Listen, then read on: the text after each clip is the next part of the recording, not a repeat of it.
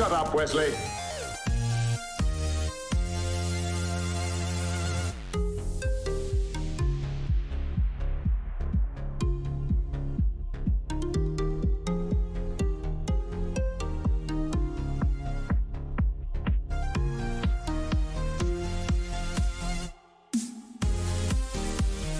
Takes a special kind of garbage person, if you ask me.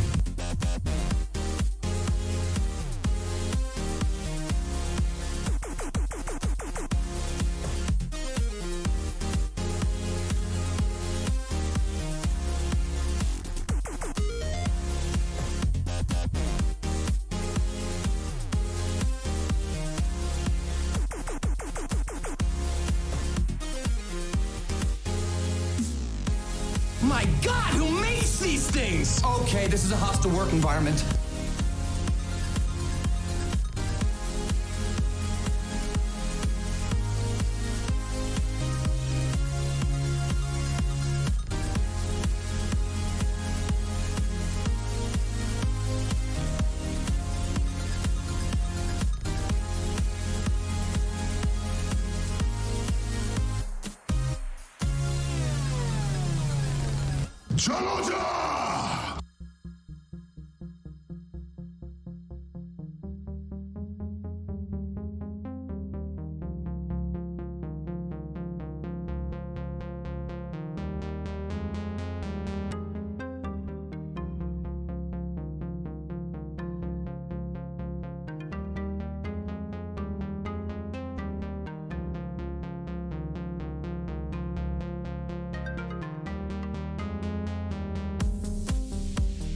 Hey, there you go. See, that's what I'm talking about.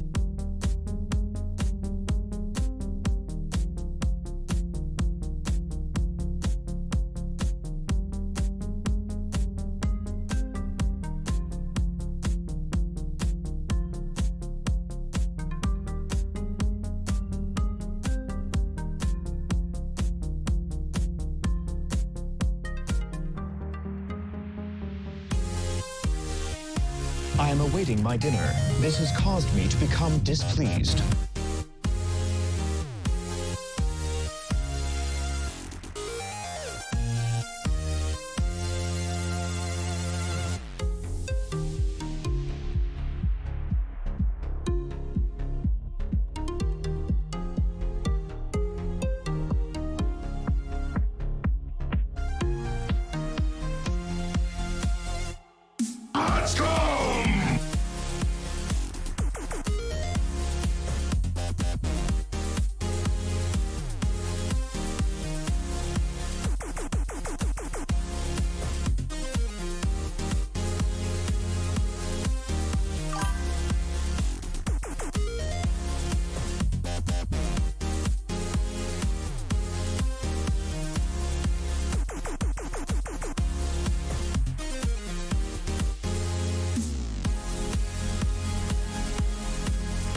Tractor beam activated. It's pulling us in. Oh no!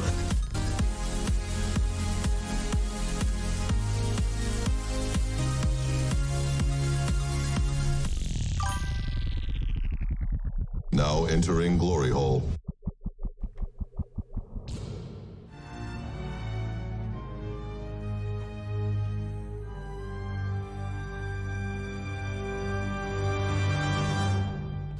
Hey gang, I'm JP and welcome back to Talking Star Trek Picard on Egotastic FunTime. Tonight we're talking about episode 7 of Star Trek Picard, NEPENTHE.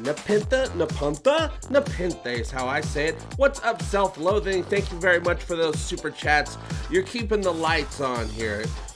Maybe keeping the internet on, but that's really up to the internet company, which they've just got my internet back up in the whole area. It wasn't a me thing, it was a them thing. Got my upload speeds, got my download speeds. Not fully at full capacity of what I'm paying for. I'm still gonna have to call them tomorrow and complain. In the name of Jean-Luc Picard, tonight we're gonna talk about this episode, what you thought, what I thought. I'm going to answer your questions, and maybe you'll answer some of my questions, because there's so much that happened in this episode, you guys. Well, where did that little Fenris Ranger little button come from? I know where it came from. I just don't know exactly how it got there. Let's see who is here tonight to talk about Star Trek Picard. Let's see here. Buttons. Stephen Klein donated $1.99 through the super chat. There was no equipment malfunction. Well, you don't have to brag about it. Excuse me, what does God need with a starship? Absolutely. What the heck is that one called? That's Star Trek 5. What's Star Trek 5 called? It's the one I've seen the least. the Michael Burnham's other adopted brother, I think is what that one was called. Who is here right now? Adam of Grayskull, Archmage Frey, Asian Pirate, Axonar Comics, Bathmore, Bob Grimes, official channel member Brian Dawkins, Brian McMahon, Bryce Stodd, Chris Mills, David Hildebrand, DJ. What's going on? Official channel member Dr. Scott Giles, Eric Smith, official channel member Giola, Herb Bluntman, I am Enobius, Jay Butera, James Owen, Matt Graham, Richards, Stephen Klein, Streamlabs is here right now apparently, to Dawson68, Dawson, Taylor Beats, Tom Eigelsbach, Vendetta Wild, Self-Loathing, and I know there's some names that I missed because they were popping in while I was reading the names. I'm sure we'll catch up in the chat, you guys. And yes, I do think it seems to me from the preview of next week's episode 8, we only have 3 more episodes left of this series, of this season of the series. Yeah, I think you guys are right. Grayskull, I think you're probably right. It seems to me that 7 of 9 might possibly be becoming the Borg Queen, at least for this one cube. But if that's the case, that means they will be under her will, which means that she's probably going to be a good, it's going to be a good cube. It's going to be a good guy cube with blue shields instead of the Romulan green shields. Something like that. A Small Town Productions with a Z. Welcome. You are now an Ego Trooper. Thanks for joining up and becoming an official channel member. Official channel members of the YouTube side of things, just so you know, at the end of the, after St. Patrick's Day, Sir Patrick's Day is what I call it, I'll be announcing a new giveaway just for YouTube official channel members. It's going to be a little bit of an Orville giveaway with a little bit of a Galaxy Quest thrown in for you guys. One of you guys will win at the end of the month, but I'll announce it here in a week or two. Currently, right now, for you Patreon supporters of the channel, we are doing right now. It's happening right now. You go to the Egotastic FunTime Patreon. There's a post right there. Everyone who's an active member in the first half of what month is this? March. Active between forever ago to any time before St. Patrick's Day will be entered to win both autographed signatures of Command Performance, the Orville Season 1, Episode 2. You will be the winner of both of these cards, one signed by J.D. Cullum and the other one signed by Jeremy Guskin, Furry Alien Calavan Zoo Dude. That's their real autographs right there, as well as every base card from the episode. All 6 base cards along with that, and a little bit of Egotastic swag. So if you're a Patreon, just go over there, or you can sign up to be a Patreon, and you will, just say hello on that post, and you're automatically entered to win. Yes! Picard! What did you guys think of tonight's episode? I have to say, this is my favorite episode of the season so far. Lots of information was dropped. Lots of things happened, lots of character development, and even characters, the cameo. We got the Riker and the Troy cameo.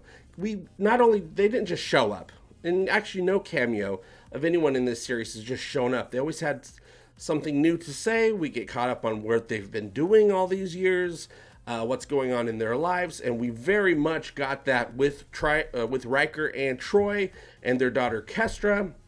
They live on the planet NEPENTHE, which they moved to on purpose because of its regenerating powers, because their son Thaddeus had a disease that, the cure was illegal. They couldn't get the cure because of the synth ban. So they moved to this planet. They retired from Starfleet, though Riker is still in active reserve. He is a reserve if they ever need to call him up. So he's still part of Starfleet, kinda, but they live on this planet. They changed their life because the loss of their son made them shift focus. Thaddeus, by the way, Easter egg, Thaddeus Riker. Thaddeus was named after one of Riker's ancestors, Thaddeus Riker, who fought in the United States World Civil War. He fought for the Union side. That was some, nice little Easter egg moment. So Thaddeus was named after Riker's ancestor, Thaddeus Riker. Let me go back. I want to make sure self-loathing. Thank you again. I am sorry you are upset. Perhaps you are on your period. Self-loathing goes, Star Trek V sucked. It did, but actually I have to go back. It might not have sucked as much as we thought it did compared to other things in the Star Trek universe that exist out there by 2020 or by 2017 and 2018, 2019. Something like that. Hey, James Owen, sweet cards. Thank you very much for your support. As I am incapable of stuttering, I must conclude that you heard me. I did. I assumed it, that you heard me, James Owen. I definitely heard you. Asian Pirate says, felt sorry for Deanna. Tragedy just keeps following the Troys. And it was really nice because I went back. I haven't been able to watch the episode a second time, but I have watched because my internet was messed up all day. I'm surprised I even got to watch the episode this morning. But I was able to watch certain scenes over, and they really did, without saying anything, had lots of moments in this episode that, with right before Troy shows Picard into Thaddeus's old room, she takes a moment. This is going to be hard for her to even open the door. You could see it in her face. You could see it in her expressions. And she opens the door, and when she sees everything, she's like, ah. So you really get some really great backstory, not told, but shown, which I very much always appreciate. And I got another thing that happened in this episode that was shown, not told. And I'm glad they did it this way because I thought for sure they were going to have some stupid pimping out some Chateau Picard wine because it's something that's actually for sale for us to buy. They didn't do that, but they did have something happen in the actions of Picard that I thought was pretty clever, and they weren't trying to pimp us out, any products, which in this day and age is very surprising for any franchise not to do. Geola says, nice, I love Galaxy Quest. Me too. There's actually a Galaxy Quest, or it's already out. Yes, I need to get it. There's a Galaxy Quest documentary that came out not too long ago. I haven't had a chance to see it yet. Dr. Scott Giles says, Herb Blutman and Axonar Comics. Jaloja, you great fellows. Great fellows indeed. Giola, yes, you got some Egotastic swag a week or two ago, right? What's up, Kalon Primary, official channel member? Of course, all official YouTube channel members get their name highlighted in the chat and in comments, and you get special badges, special, chats that's private, only you and me get. And of course, once a month I try to run a special YouTube supporters and Patreon supporters giveaways.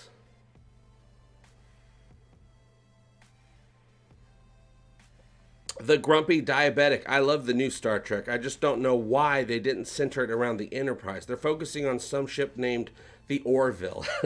Yes, they are. That is my new original OG format for Star Trek, with lots of it's gone its own way. The Orville. It's that classic format, but it's updated. But, using classic format. The new Star Trek doesn't use the classic format, but which didn't work for Discovery very well at all. But for me, this Picard series is absolutely wonderful. It's absolutely a treat.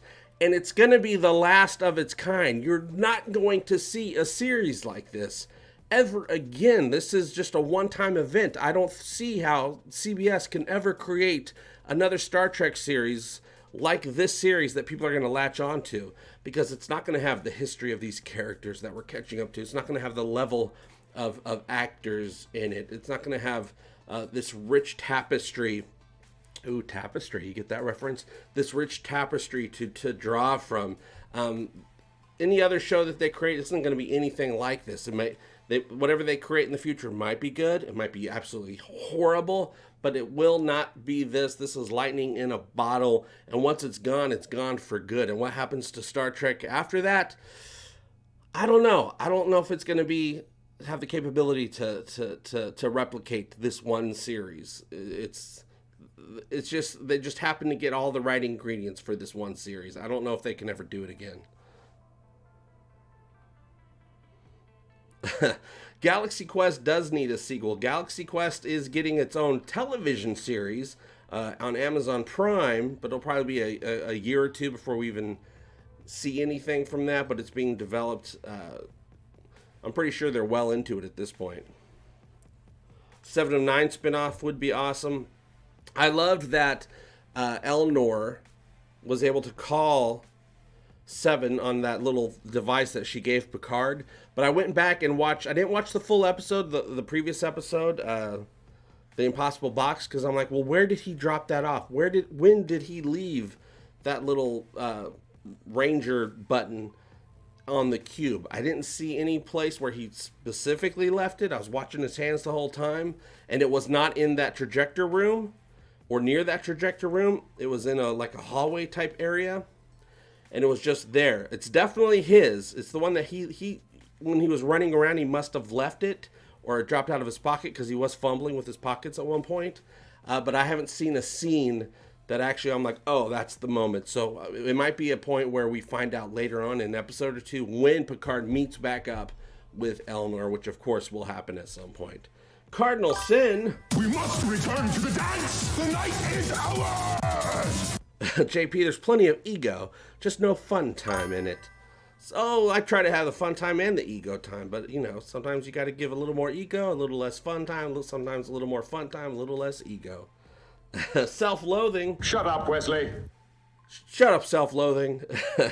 No, weird that Riker's house was low tech. Every house in Star Trek universe should be a holodeck. Wow, I was going to say the exact opposite. I thought going into the episode from the trailers, I'm like, oh, it's weird. He's just living in a cabin. There's no tech. And then we see right off the bat when he's like perimeter and the house just starts going nuts. I'm like, oh, this is a smart house. He's like perimeter, full defense mode, all this stuff. I'm like, whoa, that's a high-tech house. So actually, I saw the exact opposite. But yeah, a holodeck would be a pretty badass house to have. Basically, I almost feel like Rios' ship, the La Serena, is a holodeck on the inside of it for the most part.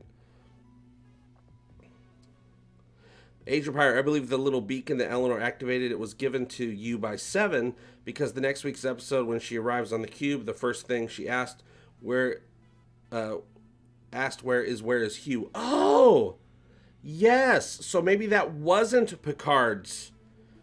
Maybe that wasn't Picard's Fenris button. That was Hugh's Fenris button, because of course, 7 knows all about that cube. I'm sure she knows Hugh, being that they're both survivors. She wants to help the cause as well. Hugh and 7 probably knew each other, and that was Hugh's button. But I can see it both ways, and I'm fine both ways. I don't necessarily need an explanation, because I don't feel like this show thinks that we're dumb and need every little thing explained. But it would be nice, some sort of explanation. But that explanation can easily come in one quick little line of dialogue in the next episode when Hugh's, just like you said, where's Hugh? Maybe that was his button. So it's something that will probably be explained. I don't need it explained because I'm not a little kid. It's easy to understand where these things come from.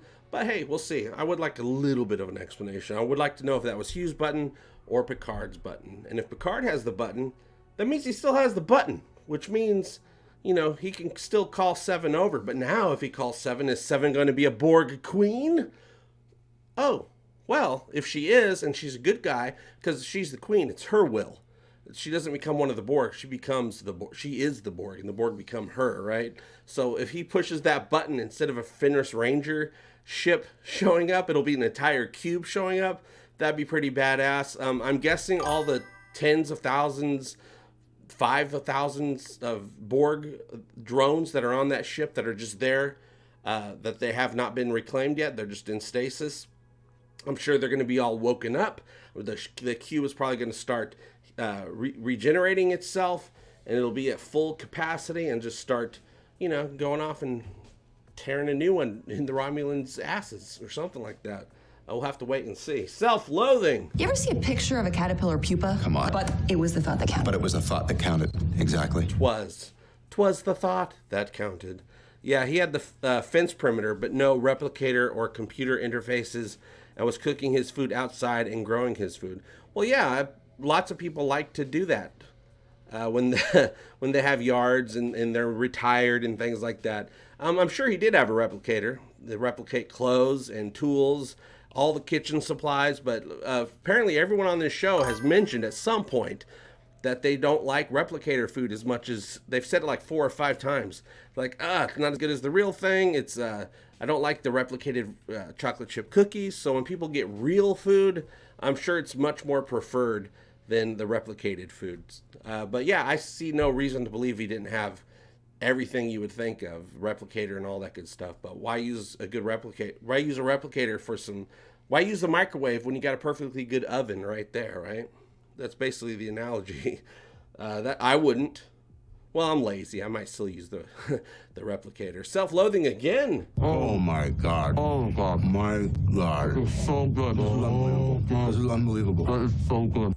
Although maybe he did have a replicator, because how else would he have cheese for the pizza? Exactly. I mean, he probably like Bruce Maddox when he made chocolate chip cookies. He replicated all these separate ingredients, the dough, the eggs, the chocolate chips, all that stuff. But he cooked the cookies himself because he didn't like the replicator's recipe. So yes, the cheese, the dough, the oil was probably replicated, but of course the tomatoes and the BUNNYCORN sausage was actually from their garden and from, poor little BUNNYCORN got his ass handed to him. Asian Pirate, welcome to the Jaloja Squad. Wow. Hey, man, I'm on your side. I always knew Isaac was a scumbag. Only had one thing on his mind, that guy. You're better off without him. Asian Pirate, you now get highlighted in the chats and you get your special badges. I see your Angry Nerd Troll badge. Keep an eye out on the Egotastic FunTime community page, because sometimes some of those posts only channel members are able to see. They're hidden from everyone else. So keep an eye out.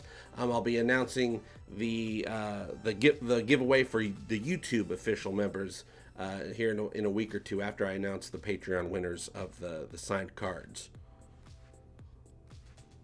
But yeah, self-loathing. Yeah, that totally makes sense. I didn't even think of it as far as you just did, that his ingredients were replicated, but making it himself was, what you do. It's gotta be. I'd be pretty bored on that planet, ain't gonna lie. So I'd probably cook too if I was on that planet.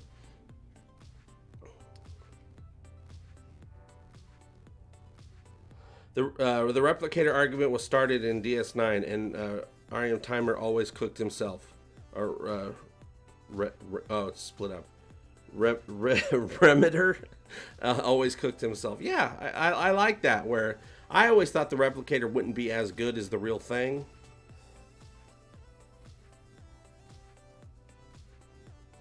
I too like Riker's Il Forneo wood-fired pizza. Yeah, and I also like how they had a pizza oven, because there's certain technologies that don't change. If you're going to make real pizza in the future, you're still going to have a pizza oven exactly like you have one now. If you want to read a book, books are exactly the same as they used to be. Forks, spoons, knives, plates. Some technologies are never going to change because there's no need. They're forever perfect. I do need to go back and see if there was a trombone anywhere in the background of this episode. I meant to look for it, but I was so captivated by what was going on the screen, all the layers. Picard actually doing something that Picard does not do. It's not that it's not in his nature, it's that he's always been in command. He does not do this. He admitted he was in over his head. Riker was very surprised. He was trying to get it out of him. Picard was a little hesitant to just say, and he eventually goes, "Yes, I am in over my head. You are right." And Riker's like, "Yep, there you go." And I just love that Riker and Troy were like, no matter what it is, we are going to help you. We're going to figure this out. Loyal to the end. Even Troy, but Troy said, please please don't get my daughter killed. I could not have anything like that happen. Please, please, please. But it was amazing. The moment that we first saw Deanna, when she's, she comes out, she's guarding, she has her gloves on, and it's like, Mom! She looks, she sees Picard walking. What? Picard! It would have been nice, though they did it in the very next moment, if she didn't see him, and all of a sudden she just gets a feeling, because she's Betazoid. She just gets a feeling, and then she looks up, and then she sees him. But the moment she embraced him and talked to him, she knew. She says, "You're in trouble, aren't you?" And she didn't mean the situation with the Romulans. She meant he's dying. He has aromatic syndrome. He's going to die eventually. She knew that instantly because there was a sadness in her. And so that was a nice moment. That was her, Betazoid DNA at work. And I actually got a little chill because I'm like, I saw it in her face. She wasn't talking about the surface level trouble. She was talking about deep inner trouble, inner turmoil. Also with his emotions, he's picking up the pieces. Robert Hearn, welcome. You are now an Ego Trooper. Boom, bitch! Boom, bitch. Boom, bitch, indeed. Welcome. Official channel member Robert Hearn. Herb Letman says, I thought the pizza was symbolic. Troy and Kestra are serving Soji slices of humanity. Oh, the first time, by the way, she's had real food. While Riker is serving slices of pizza. Traditional Alaskan pizza. That's Riker's known for his Alaskan style pizza. If you haven't had Alaskan pizza, you haven't had pizza. And also, you notice that guests get 2 slices. Everyone else gets 1.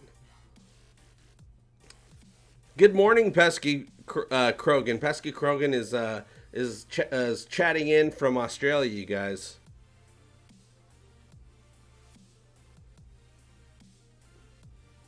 Will was working on the cheese when JL walked in. I'll have to look and see because I do know they had the balls of dough. I watched the behind the scenes. They had 6 balls of dough. But yeah, he might have been shredding. I wasn't paying attention because, sexy ass Riker was on the screen. I was like, damn, the Riker maneuver.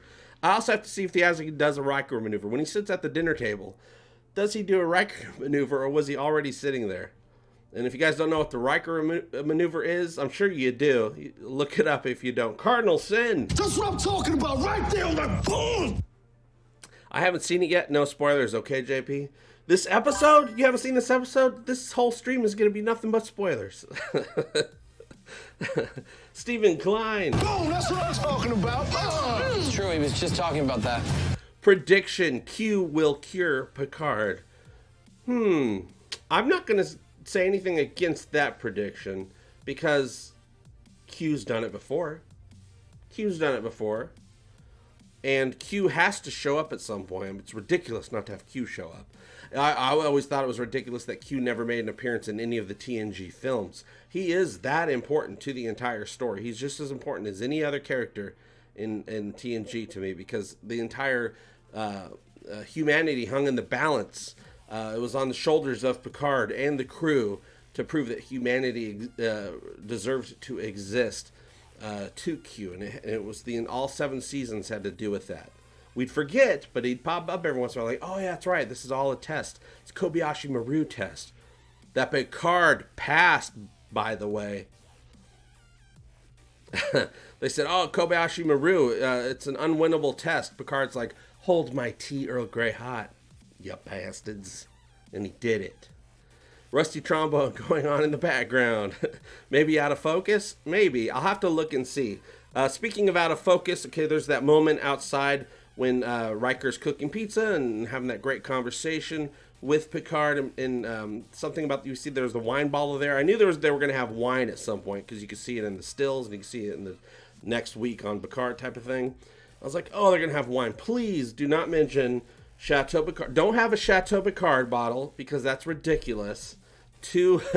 That's just too convenient to have a Chateau Picard. And don't have a conversation if he doesn't have Chateau Picard. It's like, you don't have Chateau Picard? As a little haha joke, like, oh, it's sci-fi. I never got it before. That type of thing. I was like, please don't do that. They didn't. Picard says, speaking of wine, mind if I have some wine? And Riker's like, sure, go ahead. So Riker continues talking because he's saying, oh, I know that head nod. I know that. She's a synth. You're running from the Romulans. And Picard gets the bottle of wine. He picks it up, looks at it. It's not Chateau Picard. It was blurry. They did the cinematic thing. It was a little bit blurry. I did see that bottle had a barcode on it, though. Like, you go to the grocery store and they scan it. I'm pretty sure it had a barcode on it. I was like, ooh, should have blurred it up a little more. But the whole time Riker was talking, Picard silently poured his glass. He looked at the bottle. He's like, He pours it. He's being a little judgmental because it's a different person's wine. It's not his. So he sniffs it like you do and he drinks it. So he was judging the wine during the conversation without saying anything. So, like, you might have picked up on it. You might have not picked up on it. But it wasn't some big eyesore. So good job on the writing that scene and not being tempted to throw in that stupid joke or the stupid reference. Because I would have been pretty pissed off if they did. I would have to call it out. Dan Crane. Boom. Yeah, not like that, but yeah. Right. Boom, Dan Crane. Prediction. The Borg Queen cures Picard. Okay, we had the previous Q cures Picard, which of course could happen. If it does happen, it won't happen until the season 3 finale. The Borg Queen cures Picard. That could be a possibility. We don't know, what nanobots and all that stuff could just be injected into his little bald head or whatever you got to do. Big Baldy could be cured by the Borg Queen. Yeah, I would like it. I would actually like it if he never gets cured. If he gets cured, I want it to be the season finale, season 3, and I want to have a happy ending, and I want Picard and his new adopted daughter, Soji, to walk off into the sunset, and Picard finally got that family he was always kind of wanted, but also didn't want. That would be nice. Are we going to get a happy ending at the series finale? Last episode 10, season 3. Now, did you notice this episode was almost a full hour long? This was the absolute longest episode they've done. Most episodes are about 42, 43 minutes, just like standard television. Just like most episodes of TNG or any Star Trek series. This one almost clocked in at an hour. It was about 57, 58 minutes. And I was wondering, I'm like, man, this has got to end at any moment because so much was going on, but it kept going. I was like, man. So I looked, and it was a very long episode. Riker only brings out the best for Picard. Yeah, BUNNYCORN sausage. And some wine that's better than Chateau Picard. May have seen the cheese shredder on the counter. That kind of does sound familiar, shredding of cheese. I'm going to have to go back, because I'd have to watch the episode at least 2 more times before I start the review. I got my thumbnail made for the review. I got some thoughts jotted down, but I wasn't able to rewatch the episode because my internet was down. It ends with Picard dying. A has already saved him. His journey has saved him. You think Barclay will ever show up? People ask that, Robert. I don't know if I care. I love Barclay. I don't know if I care if he shows up. But, I mean, it wouldn't be bad to see him. And they would definitely have some great reason for him to show up. A knowledge or he has, just like with Hugh got us access to the Borg Cube. I'm sure throughout the next few seasons, we're going to need other people that could get us access to things. And the only reason they'll give us access is because of our history with them. I'm sure that gimmick won't be used, won't not come up again at some point.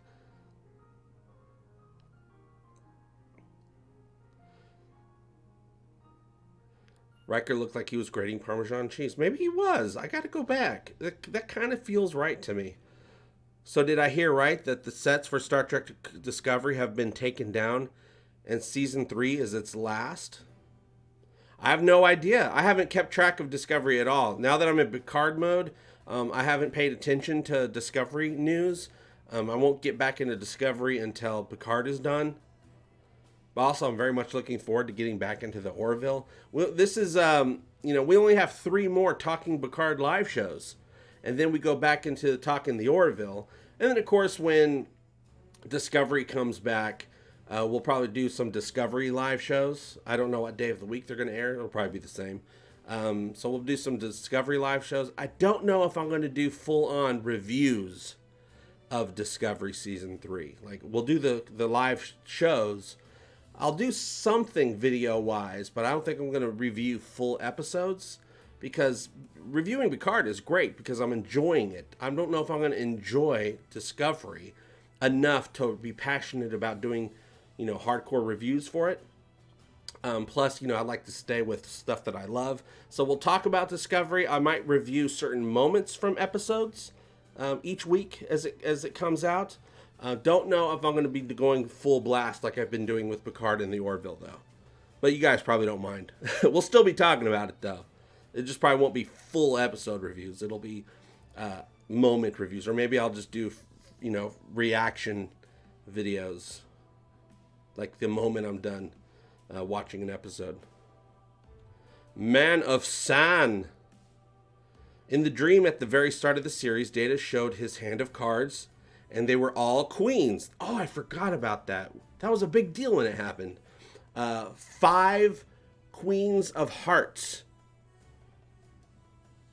His daughter, Daj Soji, will become the next Borg queen. Now, that was one thing I predicted months and months and months ago, that before we learned all this Bruce Maddox stuff and all that, I was thinking, oh, is Soji the next in line to become the queen? Maybe it's a possibility that she could become the Borg queen.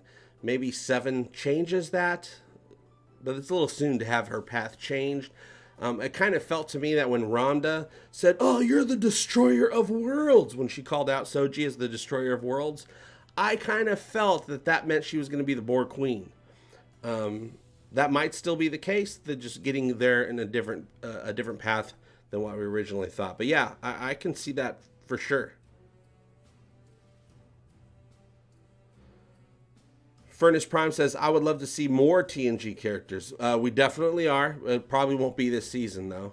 I would like to get one. I hope they have one cameo this season. There's only 3 episodes left. I hope they do have one cameo that wasn't announced, that's secret, for this season. It would be nice if they didn't tell us every single person that was showing up right off the bat, right? But I know that they were like desperate to get people excited about the show, so they were telling us, oh, this person's going to be in there, that person. I was a little upset when they killed off Hugh. It makes no sense to kill these alum characters. Well, they're not all killed, but yeah. I was a little sad to see Hugh go, but before this series started, I didn't even know Hugh was still alive. But yeah, at least Hugh died heroically. He died heroically, trying to further his cause and help the ex-Borg.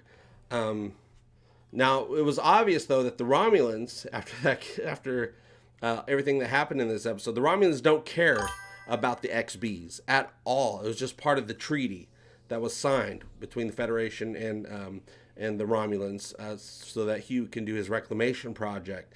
They don't care about the XBs at all. They care about the drones that are still on the ship because of their technology, but they don't care about, once they got the technology off of the XBs, they don't care about the XBs at all. So I'm sure it could be. I don't know if they're going to have the chance at this point because Elnor was taking care of business and Seven's going to be showing up. I don't know if they're going to be killing off all the XBs, but I bet you that would have been in the plans. Self-loathing. Everybody does it sometimes. I went to town on myself this morning. That's why I look so relaxed right now. God, this whole ship is gross. Wish they wrote Barclay's character close to the way he acted on the A-Team when he was Murdoch.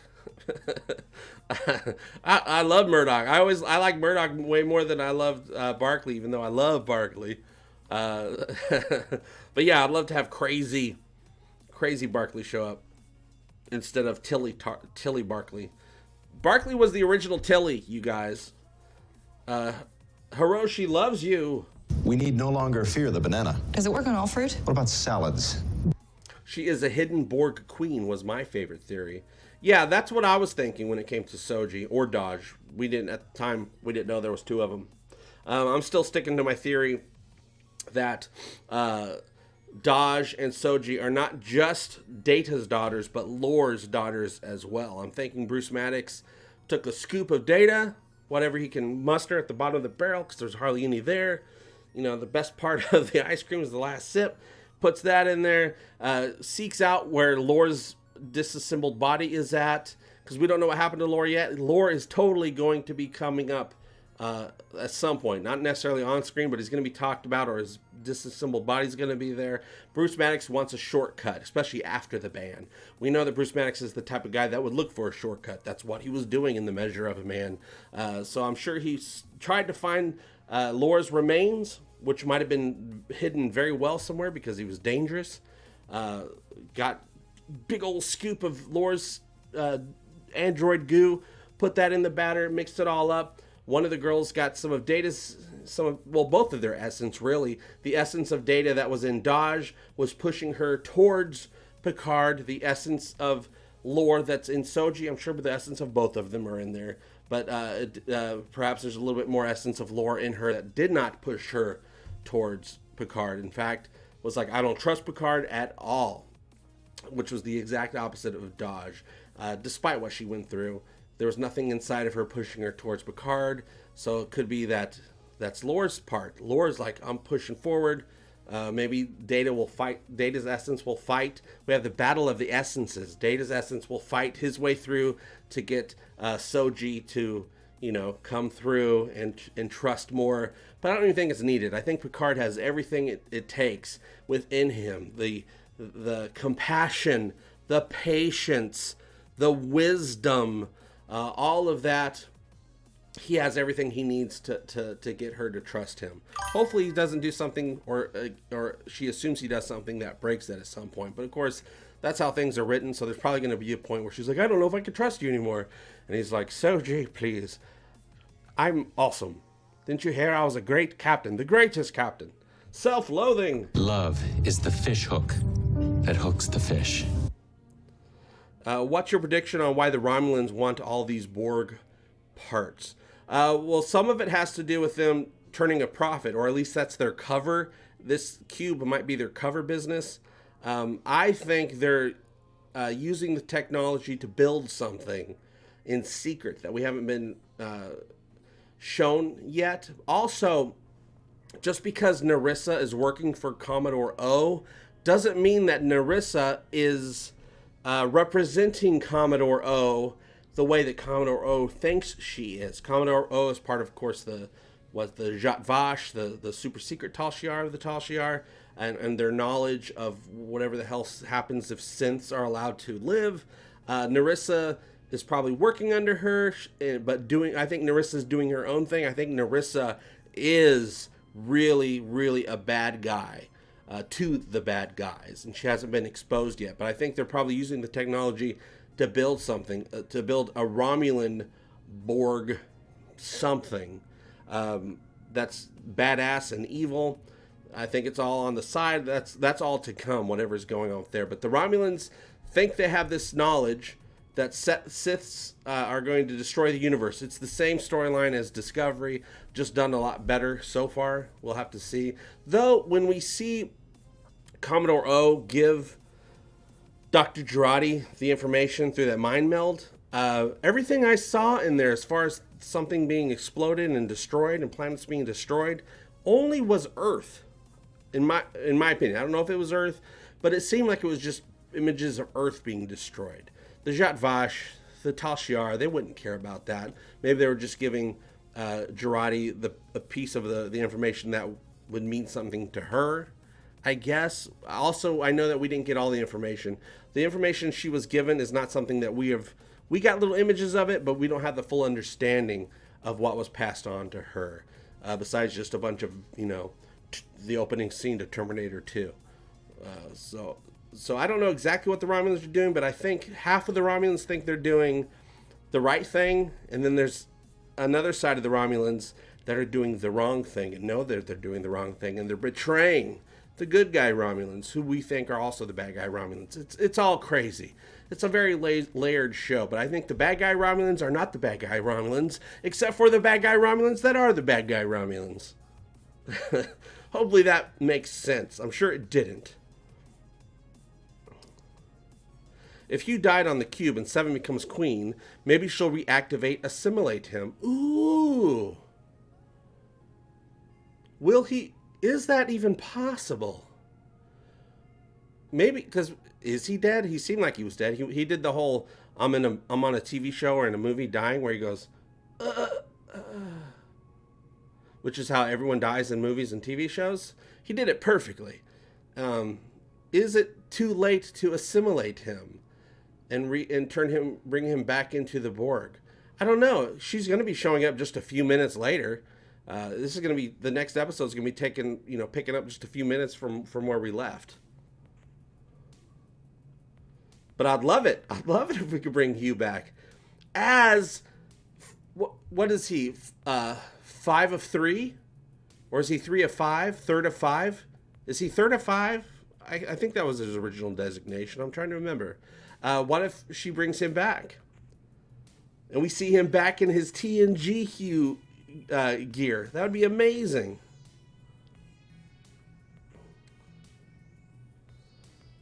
Good tea, nice house. Thank you so much, Good tea, nice house. Show no mercy. We fight for the glory of Avis.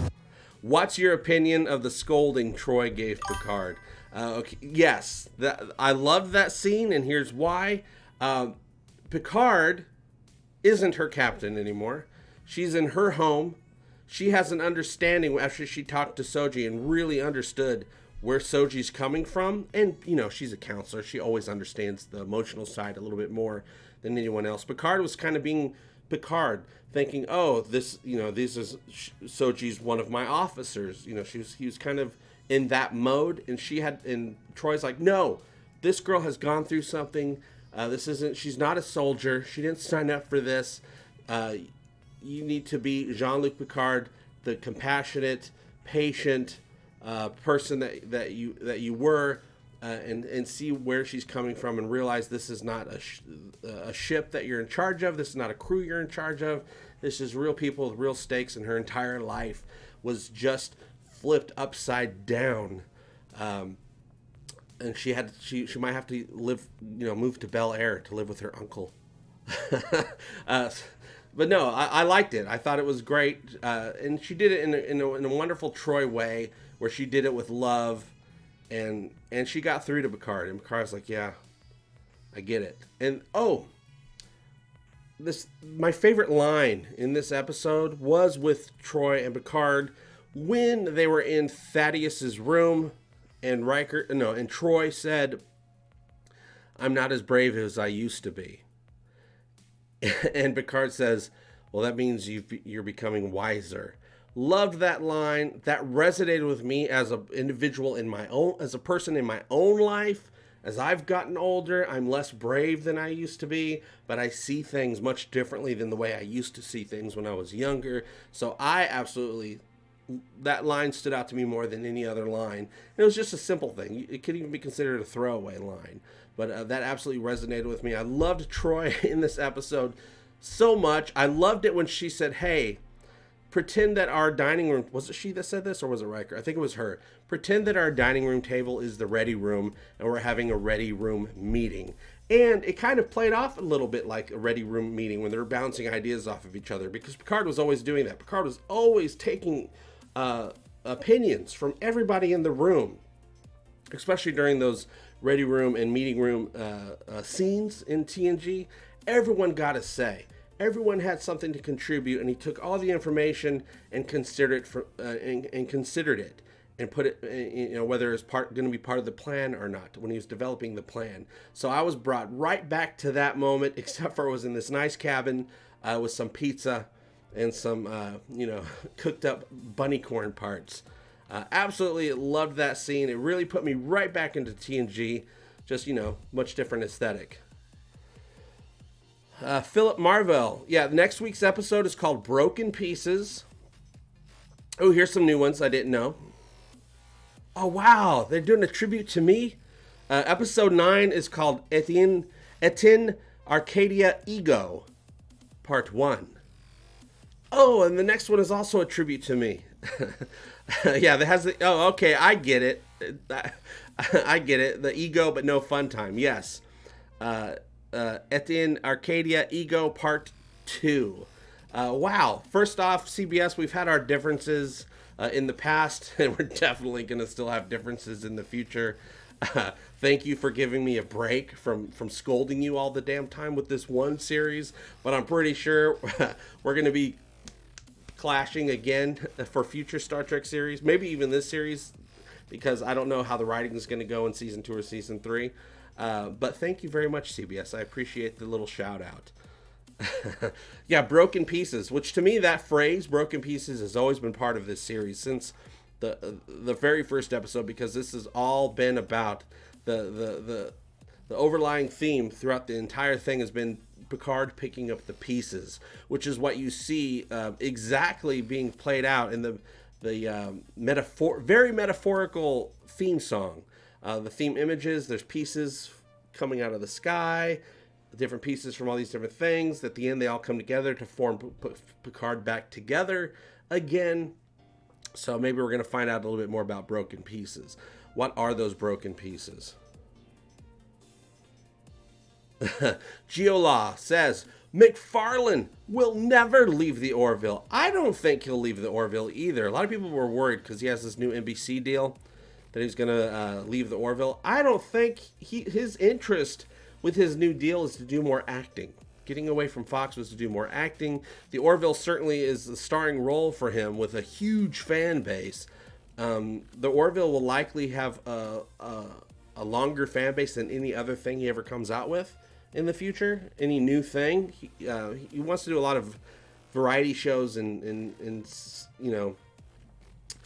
anthologies and stuff like that for NBC and some comedies, but it's just gonna be him working with people saying, okay, this team does this show, this team does that show, I gotta go film on the Orville. I am hoping, and I've been saying this since season 1 of the Orville, that I always hoped that he would, give some of the reins to other people, which I think he's doing, so that a whole group of people can work on getting the show put together, and he just comes in, he has his say, he's a consultant, he has the final word, but he comes in and plays Ed. I've always wanted that, because when that happens, that means we get more episodes, we get bigger episodes, which we're already getting, we get new seasons more quickly, which I think they're learning how to make seasons more quickly with this third season with Hulu, because they're working so quickly, but it's such a massive job. They're filming they were filming the shuttle bay scene today. Today they were in the shuttle bay filming whatever they're filming in there. They've been filming almost nonstop since October, and they're going to be filming all the way up until June, a few more months from now. So that can only happen if he lets other people take control. So I'm looking forward to him just being Captain Ed, because that means we're going to get more. Moreville.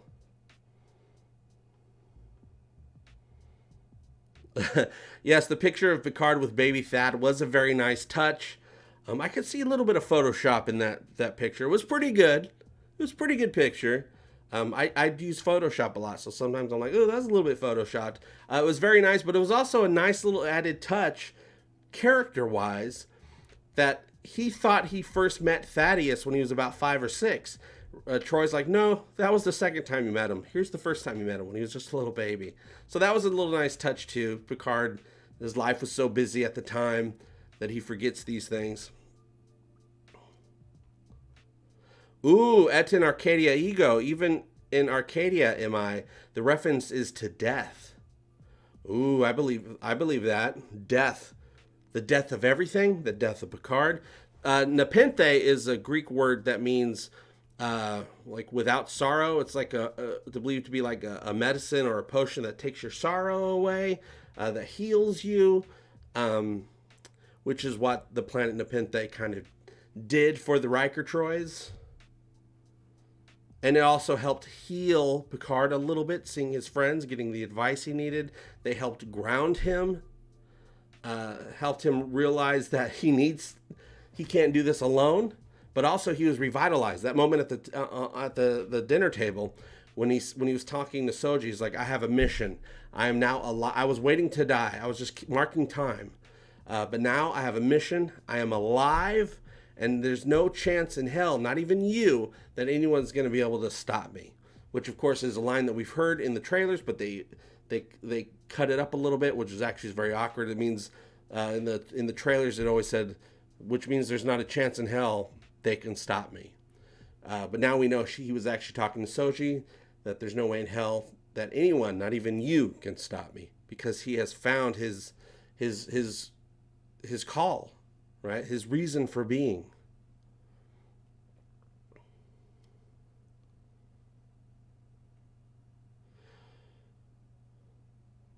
To Beaumont residents, JP, are we seeing signs of aromatic syndrome with Picard?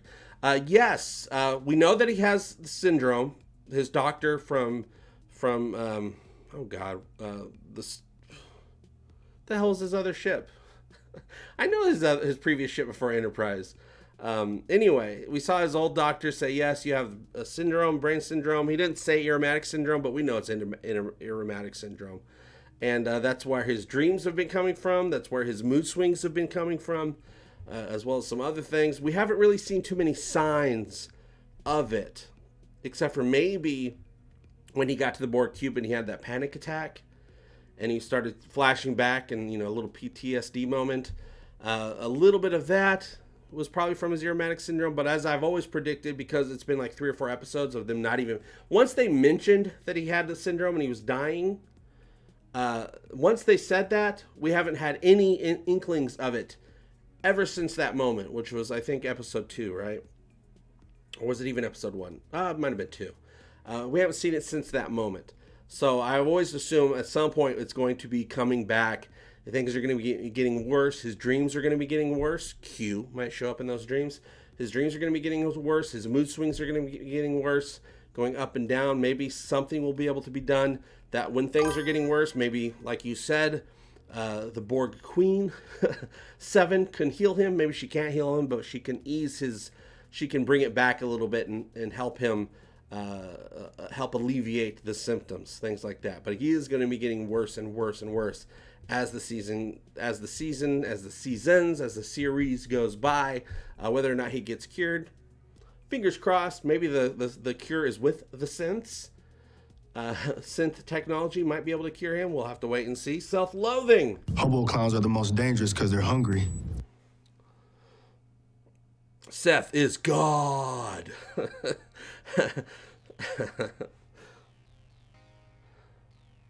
What does God need with an exploratory class vessel? Nepenthe, ancient Greek, is a fictional medicine for sorrow, a drug of forgetfulness, mentioned in ancient Greek literature and Greek mythology. Yes, it is. Pretty sure it refers to opium. Pretty sure. But we got these magical words we like to use.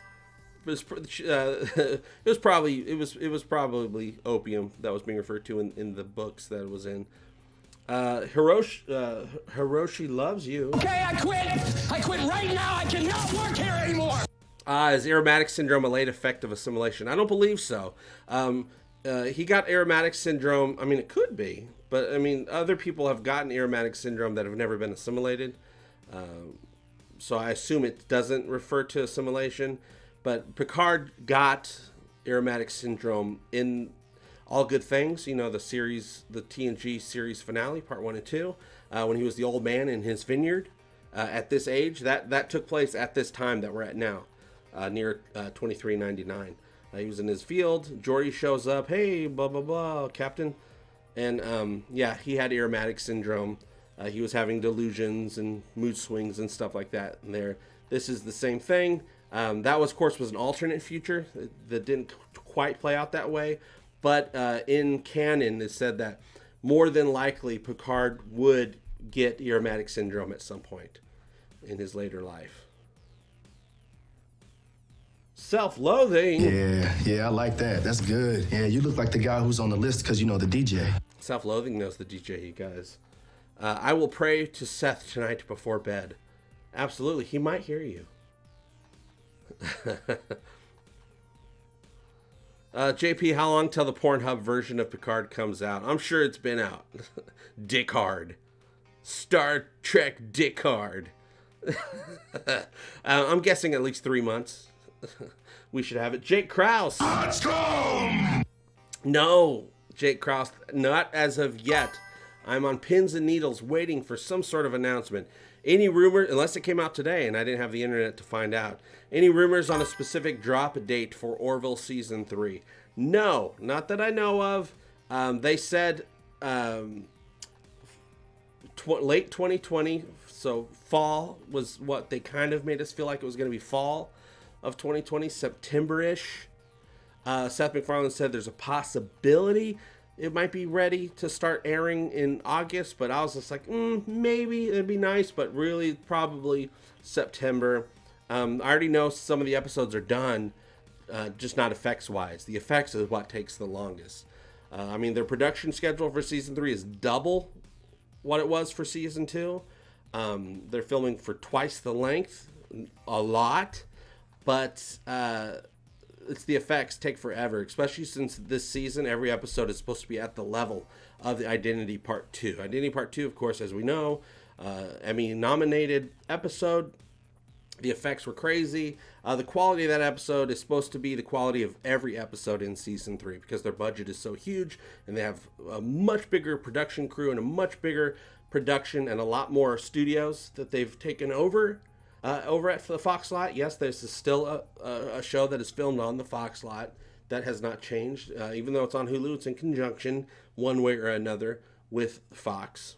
They're still part of the Fox family a little bit. But yeah, no dates of yet. But of course, once a date gets announced, you know I'm going to be everywhere. If there's a social media site, I'm going to be on all of them, shouting it from the rooftops. I'm going to be putting out a video, live video. I'll probably go live the moment I find out. We'll just talk about the Orville, talk about the announced date and everything that all the emotions that brings up for us. Self-loathing. I can promise you that if anyone comes at you or tries to take you down, I'm going to mess them up first. That's a promise. I pray to Seth and Avis. May them give me a full-size car. That's right. You might want to pray to Avis for that one. Avis, I hear, is pretty flush with cars. In cars. Ooh, Asian Pirate. That is very good. I wonder if Picard's aromatic syndrome was a result of his mind meld with Sarek. Because, yeah, he had a mind meld with Sarek, and Sarek was sick. Sarek had that disease of the mind, basically Vulcan Alzheimer's, that makes your mind go dumb, right? Mood swings, things like that. Oh, I never put two and two together. Maybe that affected his, because remember at the end of that episode afterwards, Picard was all jacked up and angry, like, because he was having all these delusions and stuff, and every emotion was coming out. That's really good connection. I never thought about that, but I won't forget it. I'm going to remember that one forever. That might come up in a video at some point. Brian Dawkins. Oh, this is going to be fun. This is going to be a new fun thing. How is Nicola this week? Nicola fans want to know. Nicola is great, cuter than ever. You know, she's been eating her food very well. She's getting nice and fluffy again. She was sleeping on my recliner. Well, it's her recliner, really. Right before I started the show, and she's in the other room. I assume she's still there. I don't see her around here anywhere. But she is doing very great, Brian. Thank you very much. LGL Studios, Photo Motion. Hey, quick question. Just tuned in. So what's your take on Picard? I haven't watched it yet. Didn't know if it's just too Kurtzman to even get through. I'm a big ST fan, not a fan of Discovery. Yeah, this was my favorite episode. Absolute favorite episode.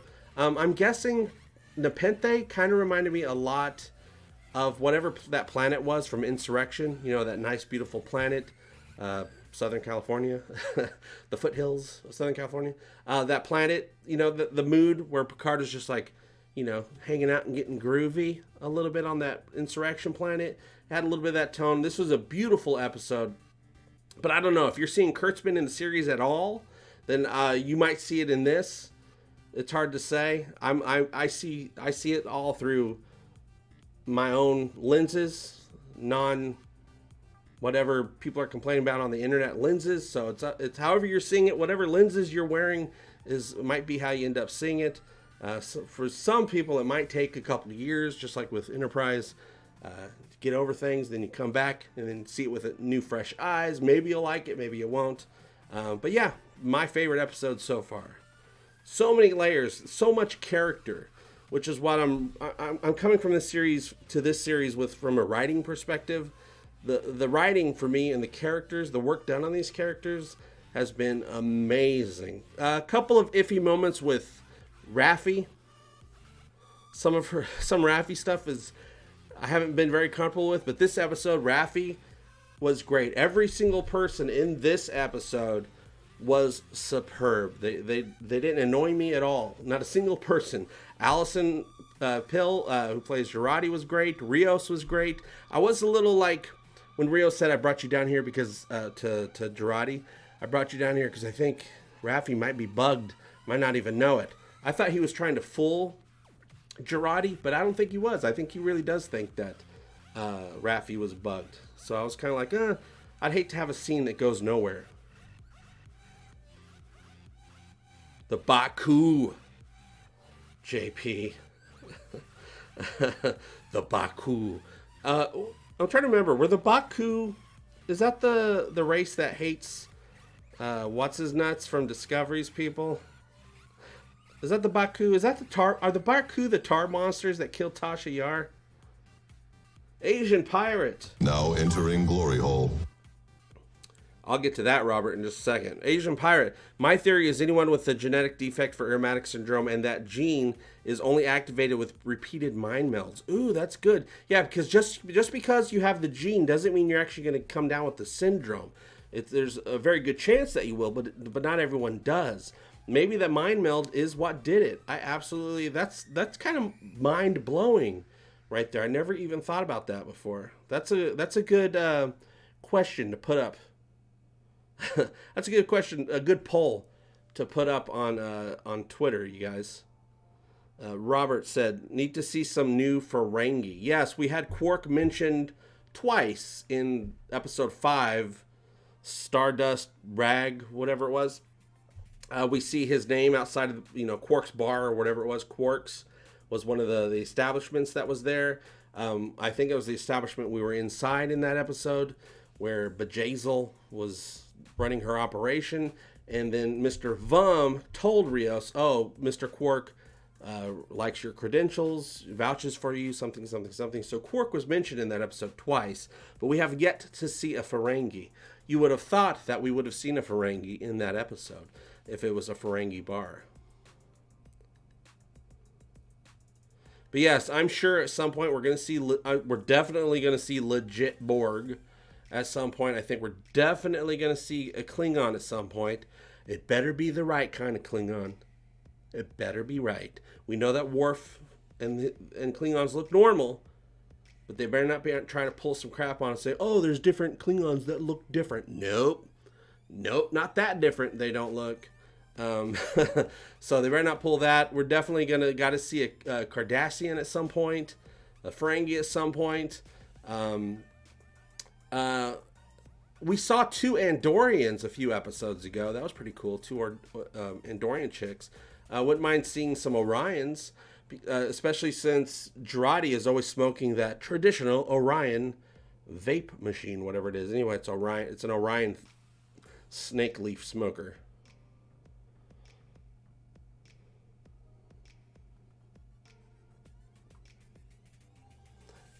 Stephen Klein, JP, maybe Sarek's mind went because he had to deal with Michael Burnham.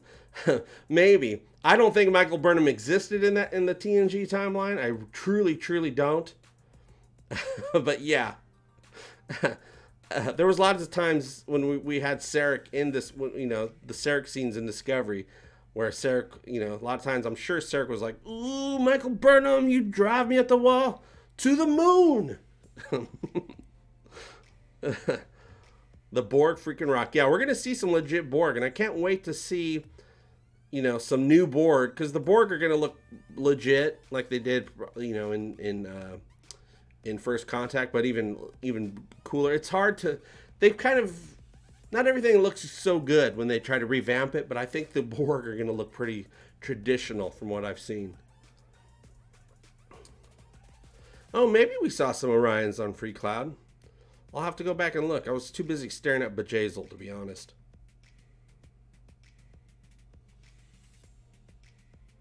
Yes, yes. Worried about the Cardassians. Cardassians all had the same hair, so Romulans, you know, have different hair and haircuts now. I'm actually pretty cool with that, because if you just go back and watch TOS, they just look like TOS Romulans. Turns out that there's Northern Hemisphere Romulans, which look like TNG Romulans, and then there's Southern Hemisphere Romulans that look like the original series Romulans, and both of those Romulans are in this series, which is pretty cool. At least they're paying homage to legit Star Trek stuff, as opposed to making up their own thing, right? But yeah, what will the Cardassians look like? I always want to say Kardashians. What will the Cardassians look like? What will the Ferengi look like? I think it's, especially with TNG, I think they've shown it's very important, or they've learned that it's very important to keep things pretty close. You can make some realistic changes, haircuts, things like that, but the races need to look pretty OG. You can make, you know, get some new clothes, whatever, fine, ponytail, I don't care. Have a mullet. I'd love to see a Cardassian with a mullet. Just don't change them to look like an entirely different race, though, because that'd be BS. Also, what's this number of the planet, right? The planet that Soji comes from, we don't know what it's called. It doesn't have a name. It only has a number. Has 2 red moons and electrical storms. I don't know why they thought lightning in a dream means that it just constantly has electrical storms. I wouldn't say Earth has constant electric storms, but I've seen lightning once in a while, especially during scary nightmare dreams. But yes, we found the planet. We're going to go to it. When we arrive on this planet, are there going to be tons of different Bruce Maddox synth models of different stages of his work? You know, some low budge synths all the way to, you know, pretty close to what Daj and Soji are. Will we see a synth that looks exactly like Dr. Jurati? Because Bruce Maddox missed her and wanted to make a new Jurati. Get some of that Jurati body going on, you guys. Kevin Scott. I wish to bring you erotic pleasure. Let us experience this sexual event. Hey, JP, I'd love to see a Mirror Universe Picard, especially old Mirror Universe Picard. He's like, get off my lawn. Well, I think everybody in the Mirror Universe is like, get off my lawn. Yeah, I'd love to see... TNG never dealt with the Mirror Universe, not live action. There's some Mirror Universe comic books out there. A pretty recent one, I think, wasn't there? Or just not too old. Not too long ago. Or is it still coming out? Anyway. Never really did Mirror Universe. We did alternate universes with TNG. Never did Mirror Universe. So yeah, it would be cool. I would love it if the Picard series did something with the Mirror Universe, but kind of not, just because Discovery did it.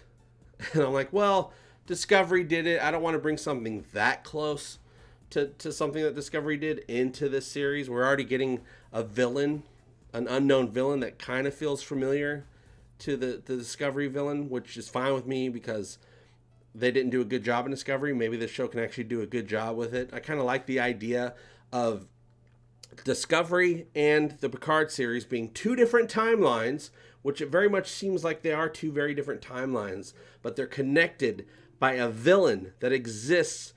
They're connected by the multiverse, just like all the timelines are connected by the multiverse in Star Trek, by the episode Parallels, in TNG episode Parallels in season 7, where you had all those different enterprises from all different timelines. I would say all those timelines are connected to Star Trek. So you can have a villain that's in one timeline but wants to destroy humanity or sentient life in every universe. So if this villain is a villain in the Picard series, it could be in the Picard universe. It could be a villain in the Discovery universe. It could be a villain in the OG canon Star Trek universe. It could be a villain to the Mirror universe or any alternate universe, because that villain, any synth, any AI with any knowledge at all knows that there's multiple, a multiverse. So why would an AI that knows there's infinite amounts of universes out there only want to destroy one when they know there's millions of others out there. They would want to destroy all of them. Boom! Laid out the knowledge. I got out of breath with that one. Giola, I just don't know why the death squads were beamed down to kill Daj instead of beaming her up in the first couple episodes. They were not beamed down to kill Daj. They were beamed down to abduct Daj, to get her and beam up with her, right? But she was fighting their asses off. She was like, boom, boom, boom, take that, sucker, poo, pow. And they killed her on accident. That was said in a couple episodes later. I think it was between Narissa and Narek. It was mentioned that they weren't supposed to kill her. They were supposed to take her, and they messed up and accidentally killed her. So yes, that's what they were trying to do. They were trying to beam her up. But she was kicking their asses, and then things escalated very quickly, and that dude spit the acid. He broke his little capsule and spit the acid from the capsule onto her, which killed her and killed him, so that his body can't be taken and, so people can't find out what's going on. Mirror Picard would have a full head of luscious hair. I think he would, because baldness only exists because, they're not running a follicle stimulator over there, because they don't care about those types of aesthetics in the future. But if they did, it'd be easy. Just go, you get a little hypo spray, boom, you're growing hair, right? I don't know if they could have just beamed her up. I don't think it was possible. They'd have to put something on her, clip something on her to get her a lock. I don't think you could just steal people.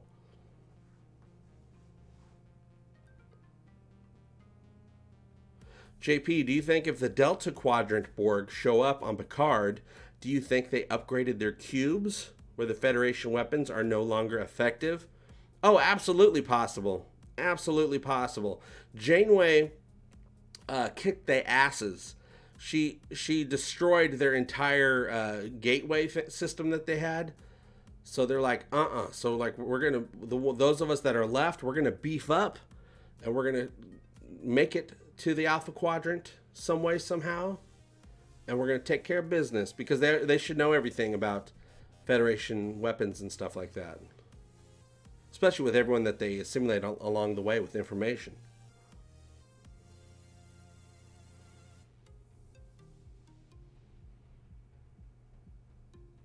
There are no lights. There is no hair. Oh, I forgot to bring my water in here with me. Damn it.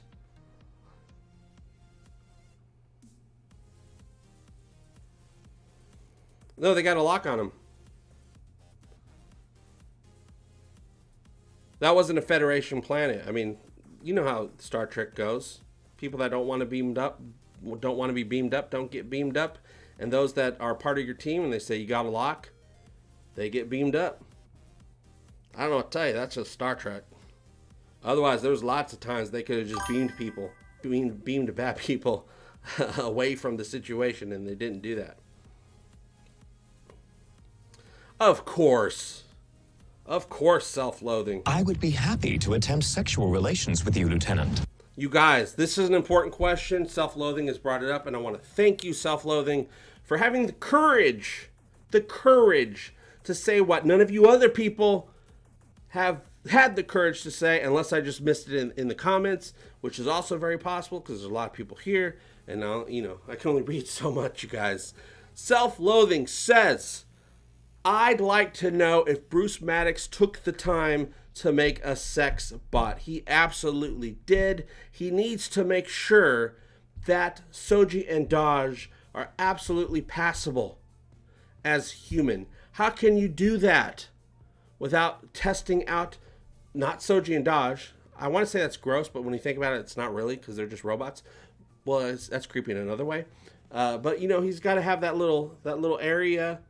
And he's got to make sure that it works so that they could pass, which totally works.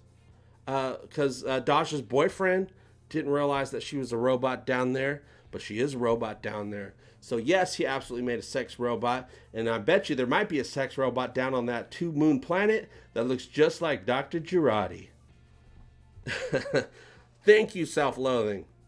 The truth is out there. We now know. I want an entire prequel just about Bruce Maddox building the perfect synth naughty parts. Naughty roboties is what he calls it. And he made a deal with Quark, making money. He's making that money with naughty roboties, so that he can fund his research. Who do you think their mom AI was modeled after? I don't know if she was modeled after anyone, but she was definitely. I know that both AI moms, there's the Soji AI mom and the Dodge AI mom, which are just part of their programming. They don't exist anywhere. They're actually just inside Dodge and Soji. It's just part of their programming, the mom AI. The same actress played both of them, but she looked very different in both scenes, when she was talking to Dodge and when she was talking to Soji. I don't know if she's modeled after anybody, but she's definitely fake. But she looked different. If you go back and watch, she looked like a different actress. But from what I could tell from going and looking, it's the same looking at people's names on IMDb, it's the same actress. There it is, right there. Oh, wow. Cardinal Sweet Sin. emotion. She's a positronic brain in an organic body, JP. Yes, she is. She is a positronic brain in an organic body, even though the positronic brain probably might still look pretty organic. But yes, that's exactly it. And apparently, Dr. Girardi in the first episode, the second episode, said, or was it the first episode? Possibly the first episode. It was a long time ago, you guys. That the organic part is very simple. It's the intertwining it with the positronic brain that they're like, we had no idea how to do that. But apparently the organic part is very easy, she said.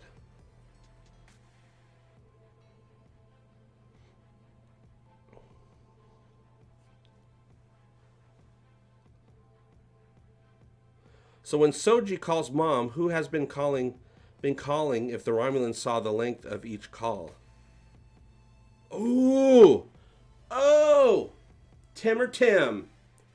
There you go. I do know that the AI is part of their programming. Unless it's not. Unless it is located somewhere else. But that's kind of weird, right?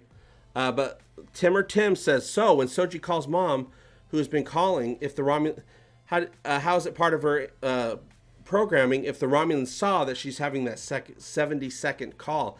Did not even put 2 and 2 together. I understood it as the mom AI is part of the programming, which is also safer, because then you couldn't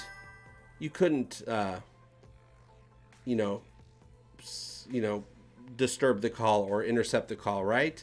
But yes, they know that she was making a call every night to her mother for 70 seconds. So I don't know exactly how that works. They must be calling out somewhere, but that's still, it seems better to have it built in. So yeah, that's a good point. That does not match up. But of course, I was just making the assumption that it was built in because of what they said. The AI, something Bruce Maddox said, the mom AI was part of their programming. So I have to go back and see his exact words. But thank you for bringing that up, Tim. That does not line up. Ooh. Oh no, Hiroshi. The tingles. I feel as if I have been standing my entire life and I just sat down. Hiroshi says, oh, I didn't even think about this. I hope it's not true. Are the Romulans building a Borg Death Star? They're building, I could see them building a Borg something.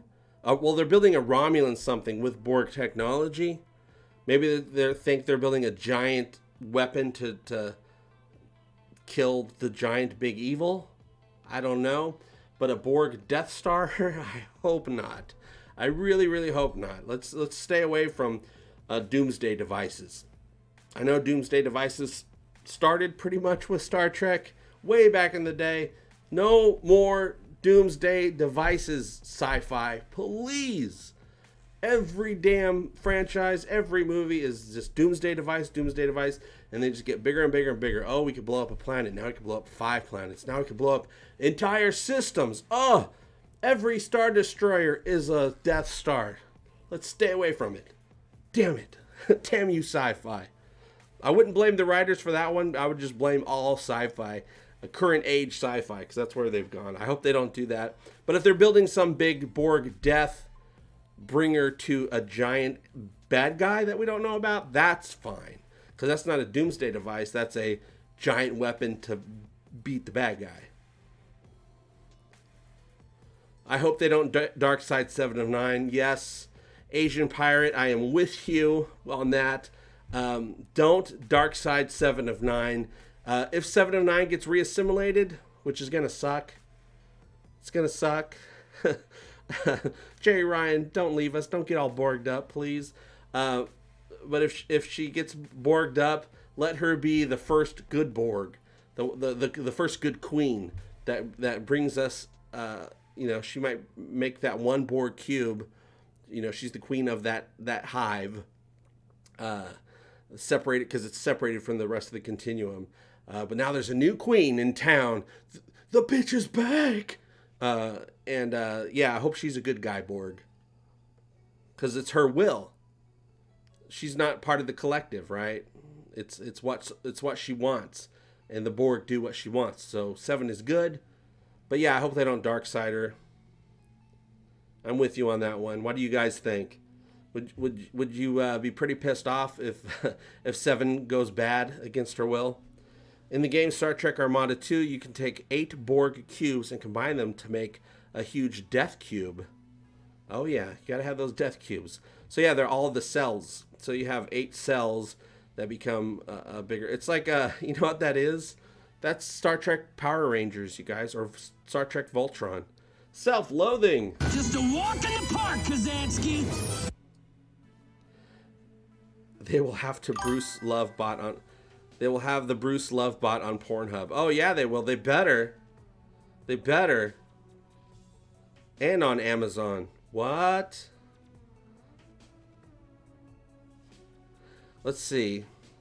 Miss Lourdes said, I am Lord. Anyone catch that Narissa is the dead brother Narek refers to in episode 1? She's trans. Dead brother Narek. Anyone catch that Narissa is the dead brother? Oh, okay. Now I'm picking up. Narek does, at the first episode that we meet him, which I think was the first episode, when he first meets Soji, he talks about his dead brother. Oh, it was very hard, blah, blah, blah, blah, blah. Yeah, maybe Narissa is that dead brother. Though I do remember Michael Chabon saying that they didn't have any, like, LGBT representation in this season. So, unless he's just keeping that, under his hat because it's going to be a reveal. Not that that's that too interesting of a reveal. She's still the same person either way, right? She already became a queen in Voyager. She wasn't a good queen then. I'll have to go back and see that. I can't remember that part.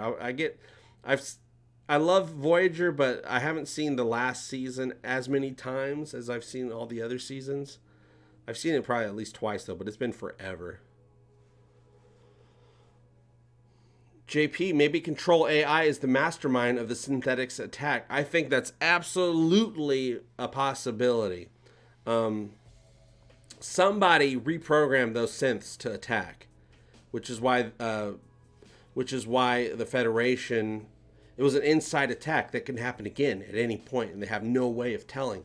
So that's why they destroyed all the synths they had. They had a synth ban. They pulled out of the Rescue Armada because the Rescue Armada was directly related to the attack on Mars, and they saw that, and they're like, we don't know when we can be attacked again, and we just lost 92,000 people of the Federation on Mars in our own system. So that was one of the reasons they pulled out of everything and did the ban. But also, I'm pretty sure the ban was made because people were pulling strings. I don't know if maybe that attack was done by the Tal Shiar they reprogrammed the synths maybe, so that the Federation would have a reason to ban synths, because that was part of their master plan, just a small piece to get what they wanted later on. There's a lot of ways it can play out, but yeah, also the AI could have done it, but also, no, I'm going to say no, the AI probably didn't do it, because that goes against the AI's master plan. Because then if the AI did it, then that would expose that synths are bad, and the AI wouldn't want that. The AI would want synths to be, to keep going. So if anything, if the AI knew anything about it, the AI would have probably tried to reprogram some other synths to be the heroes of the day. So I'm gonna say no to the AI reprogramming those synths, and I'm gonna say probably yay to the Romulan, the Tal Shiar, or the Zhat Vash doing it. Probably the Zhat Vash, because we got to remember the Zhat Vash and the Tal Shiar are two different things. See, this was my original theory right here, Robert. Robert Hearn says, what if Narek... Oh, no. This isn't part of my theory. I did think of this briefly about a week ago, but I didn't really... I get distracted. I get distracted easy. What if Narek and his sister are the children of Shinzon? Would be an interesting twist for Picard, LOL. Yes, that would be very interesting. I'm trying to think... But wouldn't they look more human if they were? Because Shinzon was 100%, even though he's a clone, he was a human clone. He didn't have any Romulan blood in him.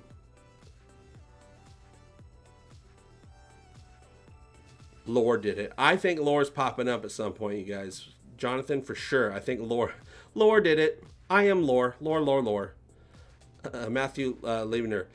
Coming in late, but I want to say that you are one of two people here on YouTube that I thoroughly enjoy your comments and videos on both Star Trek and the Orville. Thank you very much, Matthew. I don't know how you feel about current Star Trek. I am currently loving Picard. I can't promise anything for Discovery. If you enjoy Discovery, I don't know if you're going to still love what I have to say. But, like I always do, I'm very fair. If I see things I like, I notice those things, and I say, yes, I like this part, I didn't like this part. I very much feel, though, that there's going to be a lot more to like in season 3 of Discovery than there are to dislike, whereas in the previous seasons there was just too much to dislike. It overshadowed the things that are there to like, for me personally. But I'm very much looking forward to season 3, and thank you for stopping by.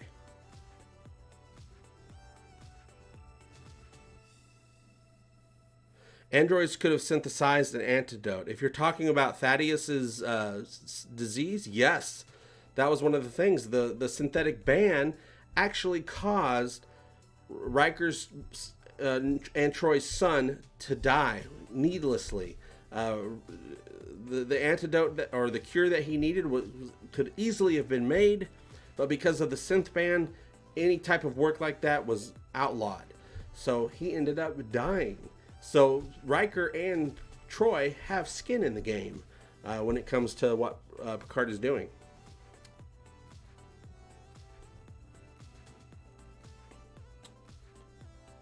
Don't get stuck in a causality loop, JP. Oh, it's very easy for me to do, you guys. Picard and CO failed at the quest, and the final scene of season is Kate Mulgrew on the view screen. All right, people. You tried it your way. Now it's time for the Janeway. Cut to black. And then we get a Janeway series. What? Well, what if they did a Picard series and then the DS9 series and then a Voyager series? All back to back. That would be amazing. It's not going to happen, but that would be amazing. I don't know what type of DS9 show I would want, though.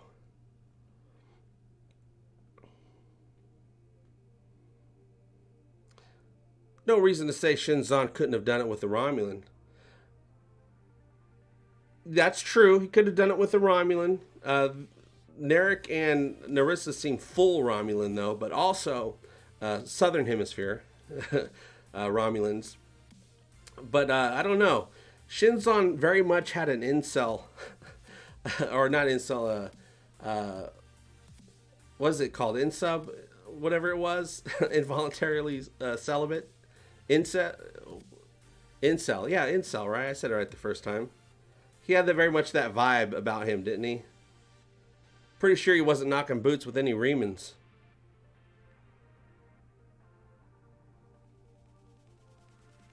Something temporal anomaly or time travel. I think for sure in this series we're going to be hitting up time travel at some point. That was already alluded to. It's alluded to with the fact this knowledge that the Tal Shiar that Commodore O has, that she passed on to Girardi. That's obviously future knowledge. There's the other time travel. Ramda, the crazy ex-Borg, sorry guys, I gotta sneeze. The crazy XB, when she was calling Soji the Destroyer of Worlds, that was future knowledge from tomorrow. She said, "Oh, I remember you from tomorrow."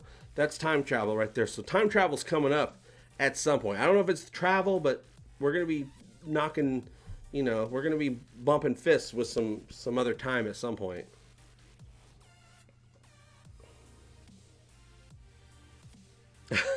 Will Picard go to New Orleans to visit Sisko's restaurant? Yeah, what if that's the Sisko series, Star Trek Sisko, and it all takes place at a restaurant? Robert says, I actually think that the Tal Shiar is secretly working with Starfleet intelligence because the synth attack was actually caused by the Zhat Vash and Section 31 teaming up. Yes, I think there is some sort of conspiracy definitely going on like that. Somebody in the Federation or Starfleet knows what's going on with the Zhat Vash and the Tal Shiar. Section 31, unfortunately, will probably show up at some point. There is a Federation Starfleet link in the conspiracy somewhere, but I'm sure they all think they're working for the greater good, except for Narissa. Narissa's probably got other plans. I'm pretty sure she's going to be the one of the legit bad guys. Why do the Borg not go to jail? Because they obey the lore. Some of them do, right? During the promo, there was a DS9 on top of a building. I want to say when he was in the cafe on Vashti. Okay, so like a Deep Space Nine model somewhere. I'll have to go look. Oh, well, if it was in the if it was on Vashti. Oh, Vashti. That's Elnor's planet. I got to go back and look. Cuz right now everything I'm looking, every time I watch an episode, is I'm doing story, right? So I'm really looking into what the characters are doing, where they've been, their motivations. I'm taking a very different route than I did with Discovery. So I'm doing all character stuff because the show is supposed to be a character study, which it totally is. So I'm going every layer, every word. I'm poring over every word that is used to see if it links to anything else or it gives clues to anything. I haven't done much of the looking at everything in the background part of it yet. I can't wait to do that. I'm kind of waiting to do that after the entire series is done, I guess. Because there's just so many layers of story and plot going on with this show.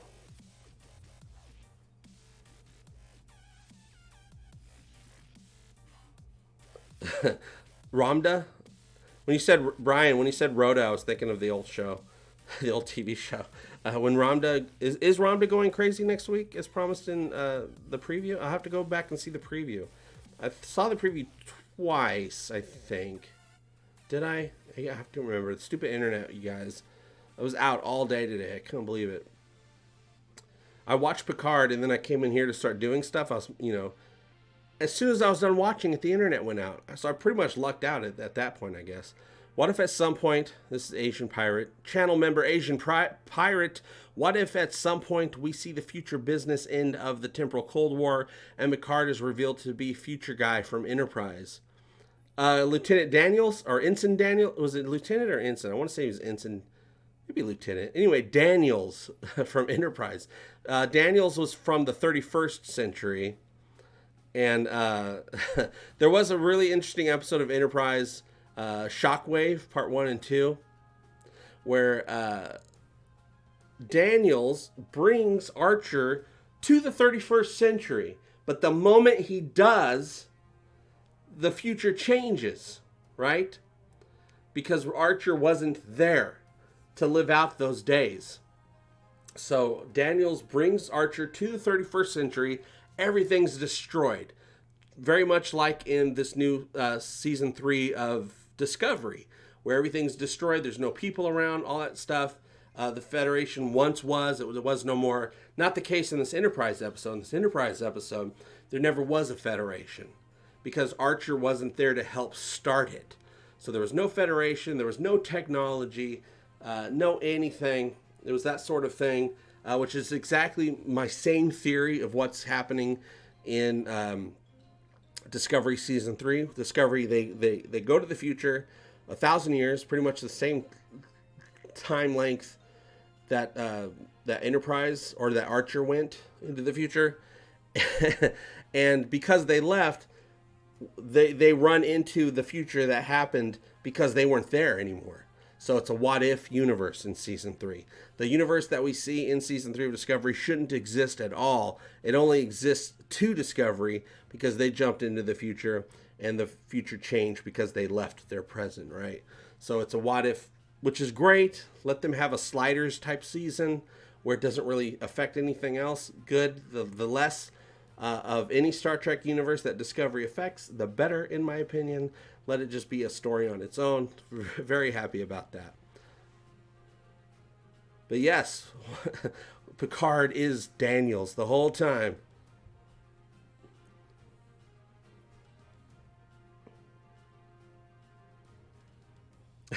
Elnor's name means either Star Trek or Skywalker in Elvish, or Elrond Hubbard.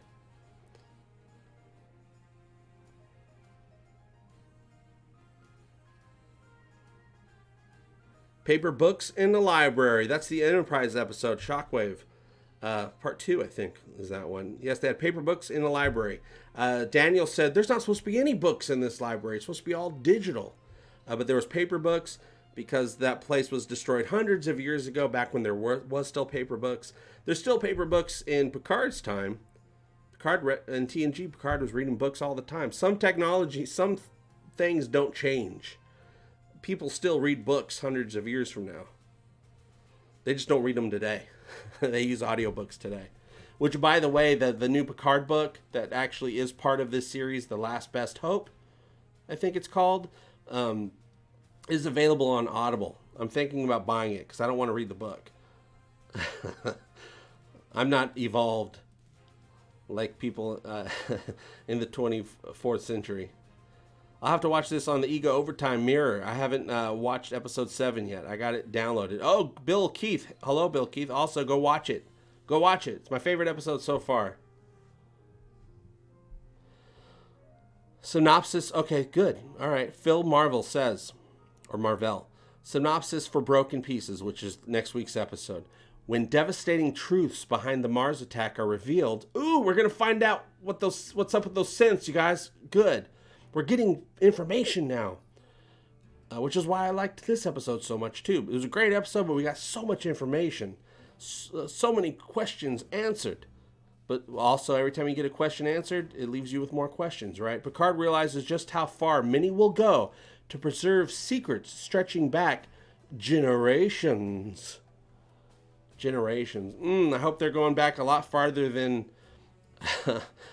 Discovery's time, about 100 years ago.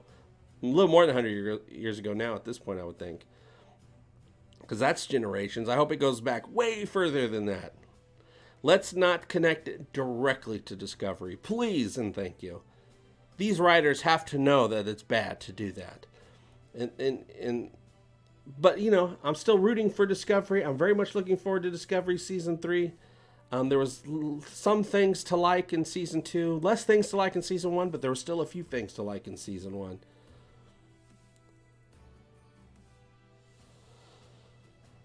Ooh. Timmer says, I meant to say it earlier. Could Narissa and Narek be Silas's kids? Which one was Silas? I know Silas. I can't remember who Silas is. So the Xindi War never happened? Well, that's going back over 100 years before Discovery. So I don't know if the Zinni War never happened. I haven't seen anything that would have changed that. That's going way far back.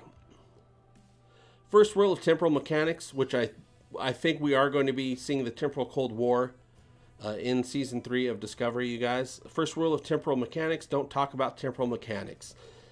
Patrick, that is Captain Mercer's rule as well. Juliana Sung, android, divorced Sung and remarried. She eventually died a peaceful end. Sung encoded an end date. Yes, Data's mom died at some point. It was part of her programming to die, to live a normal human length of life, I guess, or what she assumed was, because she didn't start off that age, right?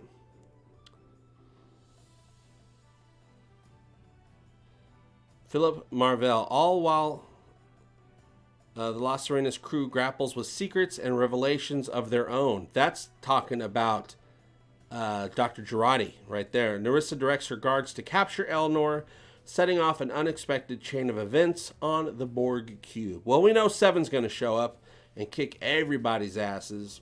There's a great scene for next week when Elnor's fighting dudes. He's just fighting Romulans, doing his thing.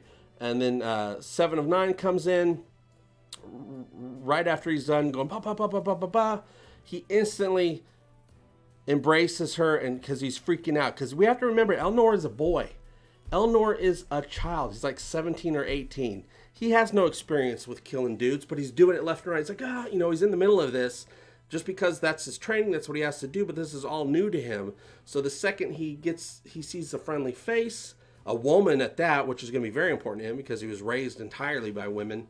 As soon as he sees her, he breaks down because he's been doing all this stuff that he's not comfortable with, and he's terrified the entire time. So he has that moment and he breaks down like, oh my God, I can't believe, like a little boy. And it's very nice. It's a very nice moment from this scene that I saw from next week. And I cannot wait to see everything that goes on with all of that. What's going on with 7, you guys? Yes, the future guy was the one helping the Suliban. Oh, you mean the guy that was that was communicating with the Suliban?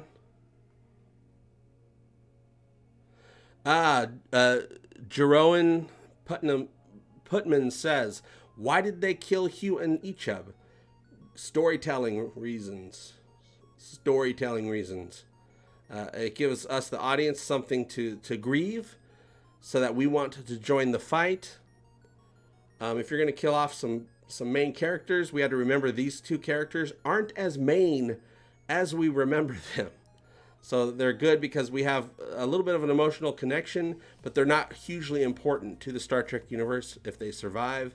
So it's a great way to get us emotionally invested in what's going on. So that's why. But also it served the story, which is the whole point. You got to serve the story.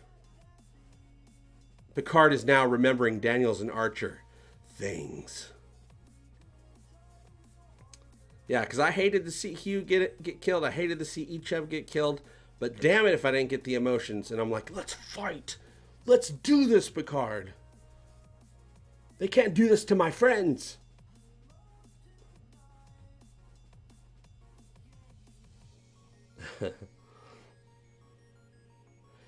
Transdimensional relocation.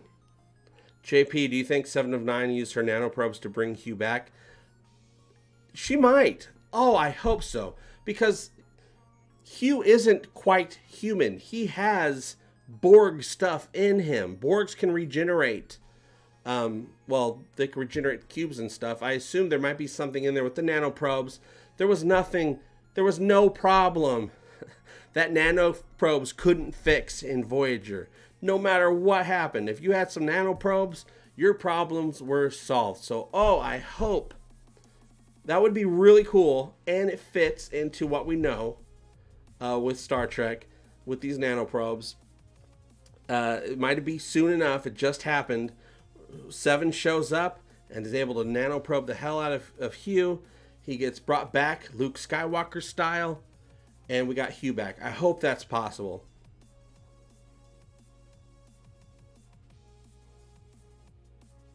I'm not going to give my hopes up, but I love where you're going with that. And it's certainly possible. Absolutely, certainly possible. And it would be nice to have a win, wouldn't it? Like we lose somebody, but we get them back.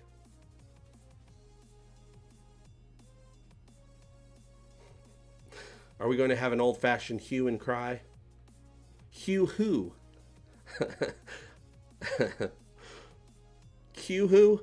Who you? Hugh who? Say that 5 times fast. Yes, Picard is such a humanly grounded show. Even more so this episode, thanks to Riker and Troy, right? That's right. She has, not only does she have those nano probes, she's got Delta Quadrant nano probes. Another reason why she's probably so incredibly sought after by bad guys. That's why her pieces, her bits are worth so much more. Because she's got that Delta. She got those moves like Delta. Dude, nanoprobes are tight.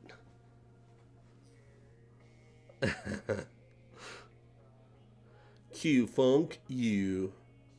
Hugh, are you? Hugh. Juliana android body was built with a biofield to fuel full sensors. The main body was built to emulate certain body functions. Yep. She was able to fool the sensors as well.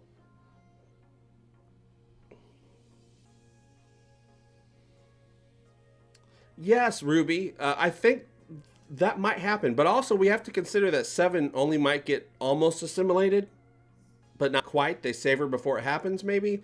Or she just takes control of the ship for a little bit. Maybe doesn't go full queen, doesn't get all borged out. Because also, just because she gets hooked up and she takes control and she becomes the queen of that cube, doesn't mean she's going to look like a Borg. The queen just looked the way that she wanted to look. She just kept improving herself over the years, right? She might have looked very normal at first, and she just kept, slicing and dicing and getting things the way that she wanted. So just because Seven gets assimilated doesn't mean she's going to look like a Borg, if she's the queen side of it.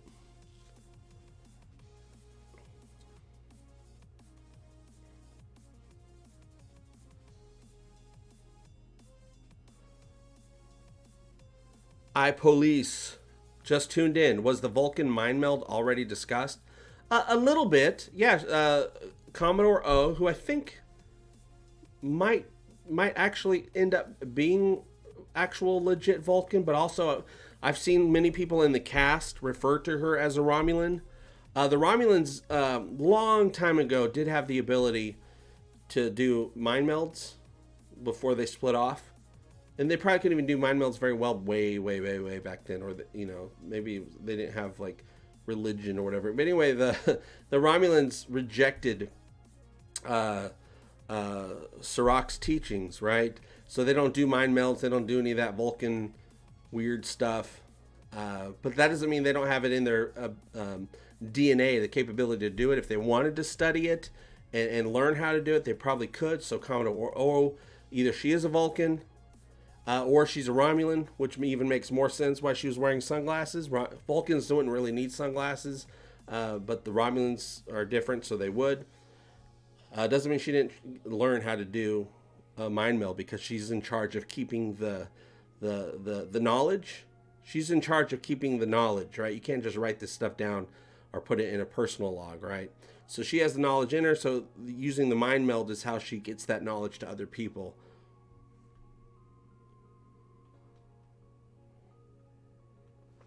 Mind meld is very personal, not that casual. Oh, I didn't see it being casual at all. But I've seen people in Star Trek just throw up through the mini movies and TV shows, just throw up a mind meld real quick all of a sudden.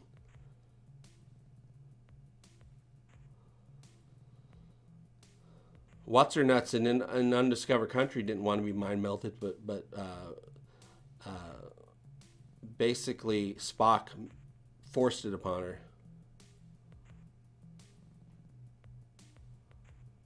Yeah, the doctor loved using nanoprobes in medical procedures.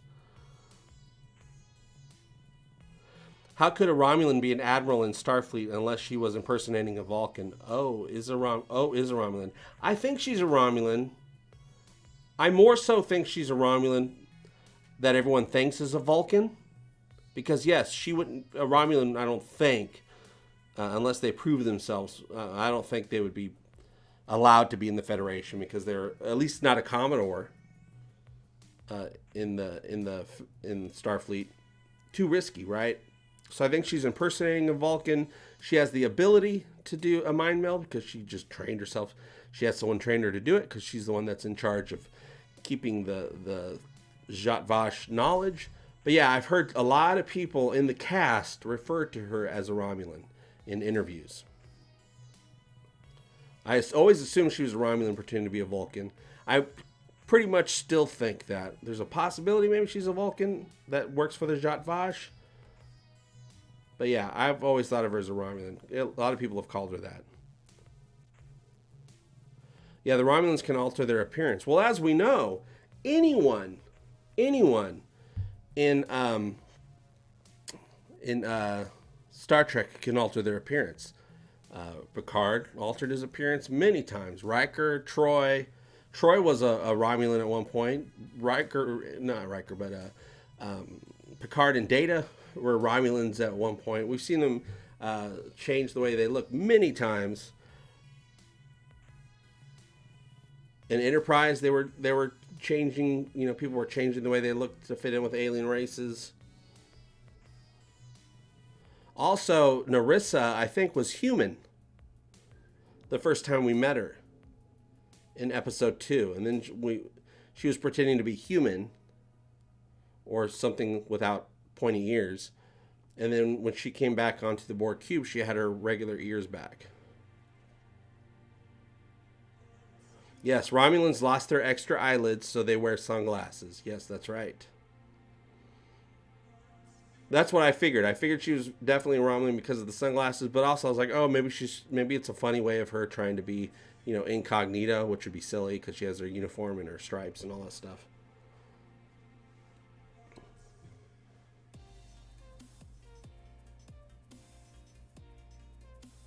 Yes, as far as everyone in the Federation knows, she's a Vulcan, but I'm pretty sure she's Romulan, pretending to be Vulcan.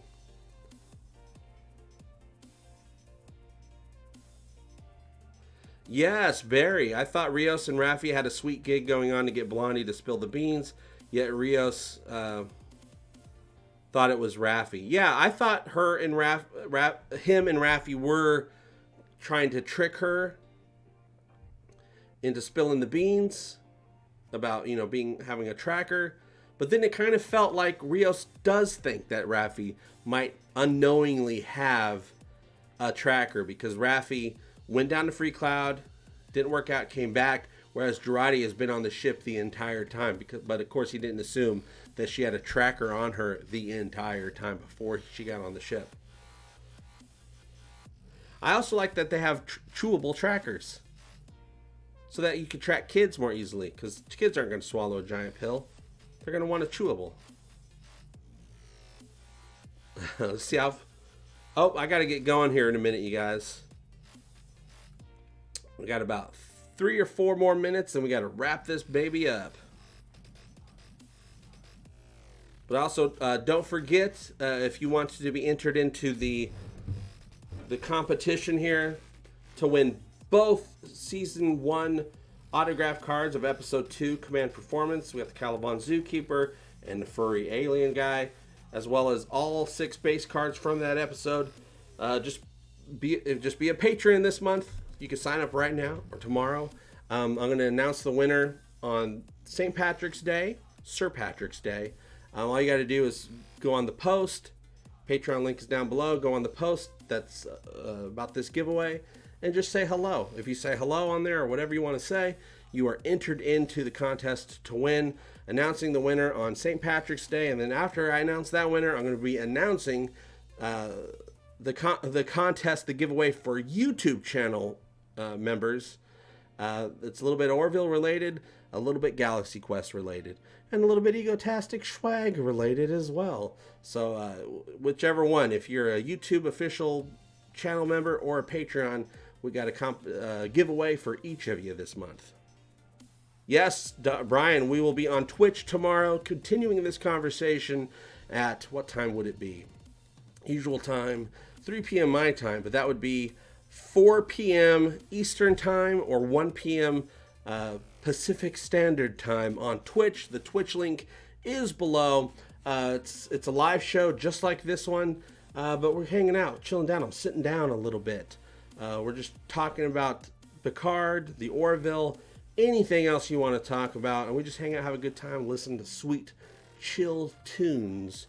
You know, we'll look at the internet together. We'll do all that stuff. So you can follow that on Twitch below. The link is down there. Also, check out Egotastic FunTime t-shirt page is down there as well. We got some Seth Trek shirts, some Orville shirts, some Egotastic FunTime shirts, a little bit of Star Wars, a little bit of, you know, all original Egotastic FunTime designs. Got the new Bortus Gelogia plumbing shirt. Bortus has his own plumbing company. We got that shirt.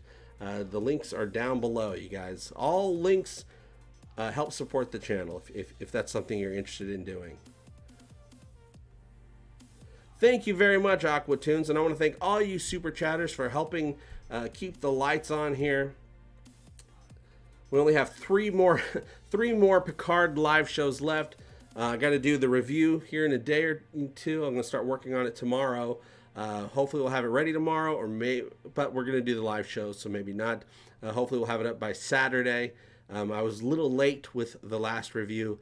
Can't do that again. Got to get these things out. Saturdays have usually been pretty good if I put them out then, because it gives me time to really do the research, get my thoughts together before people have moved on to something else.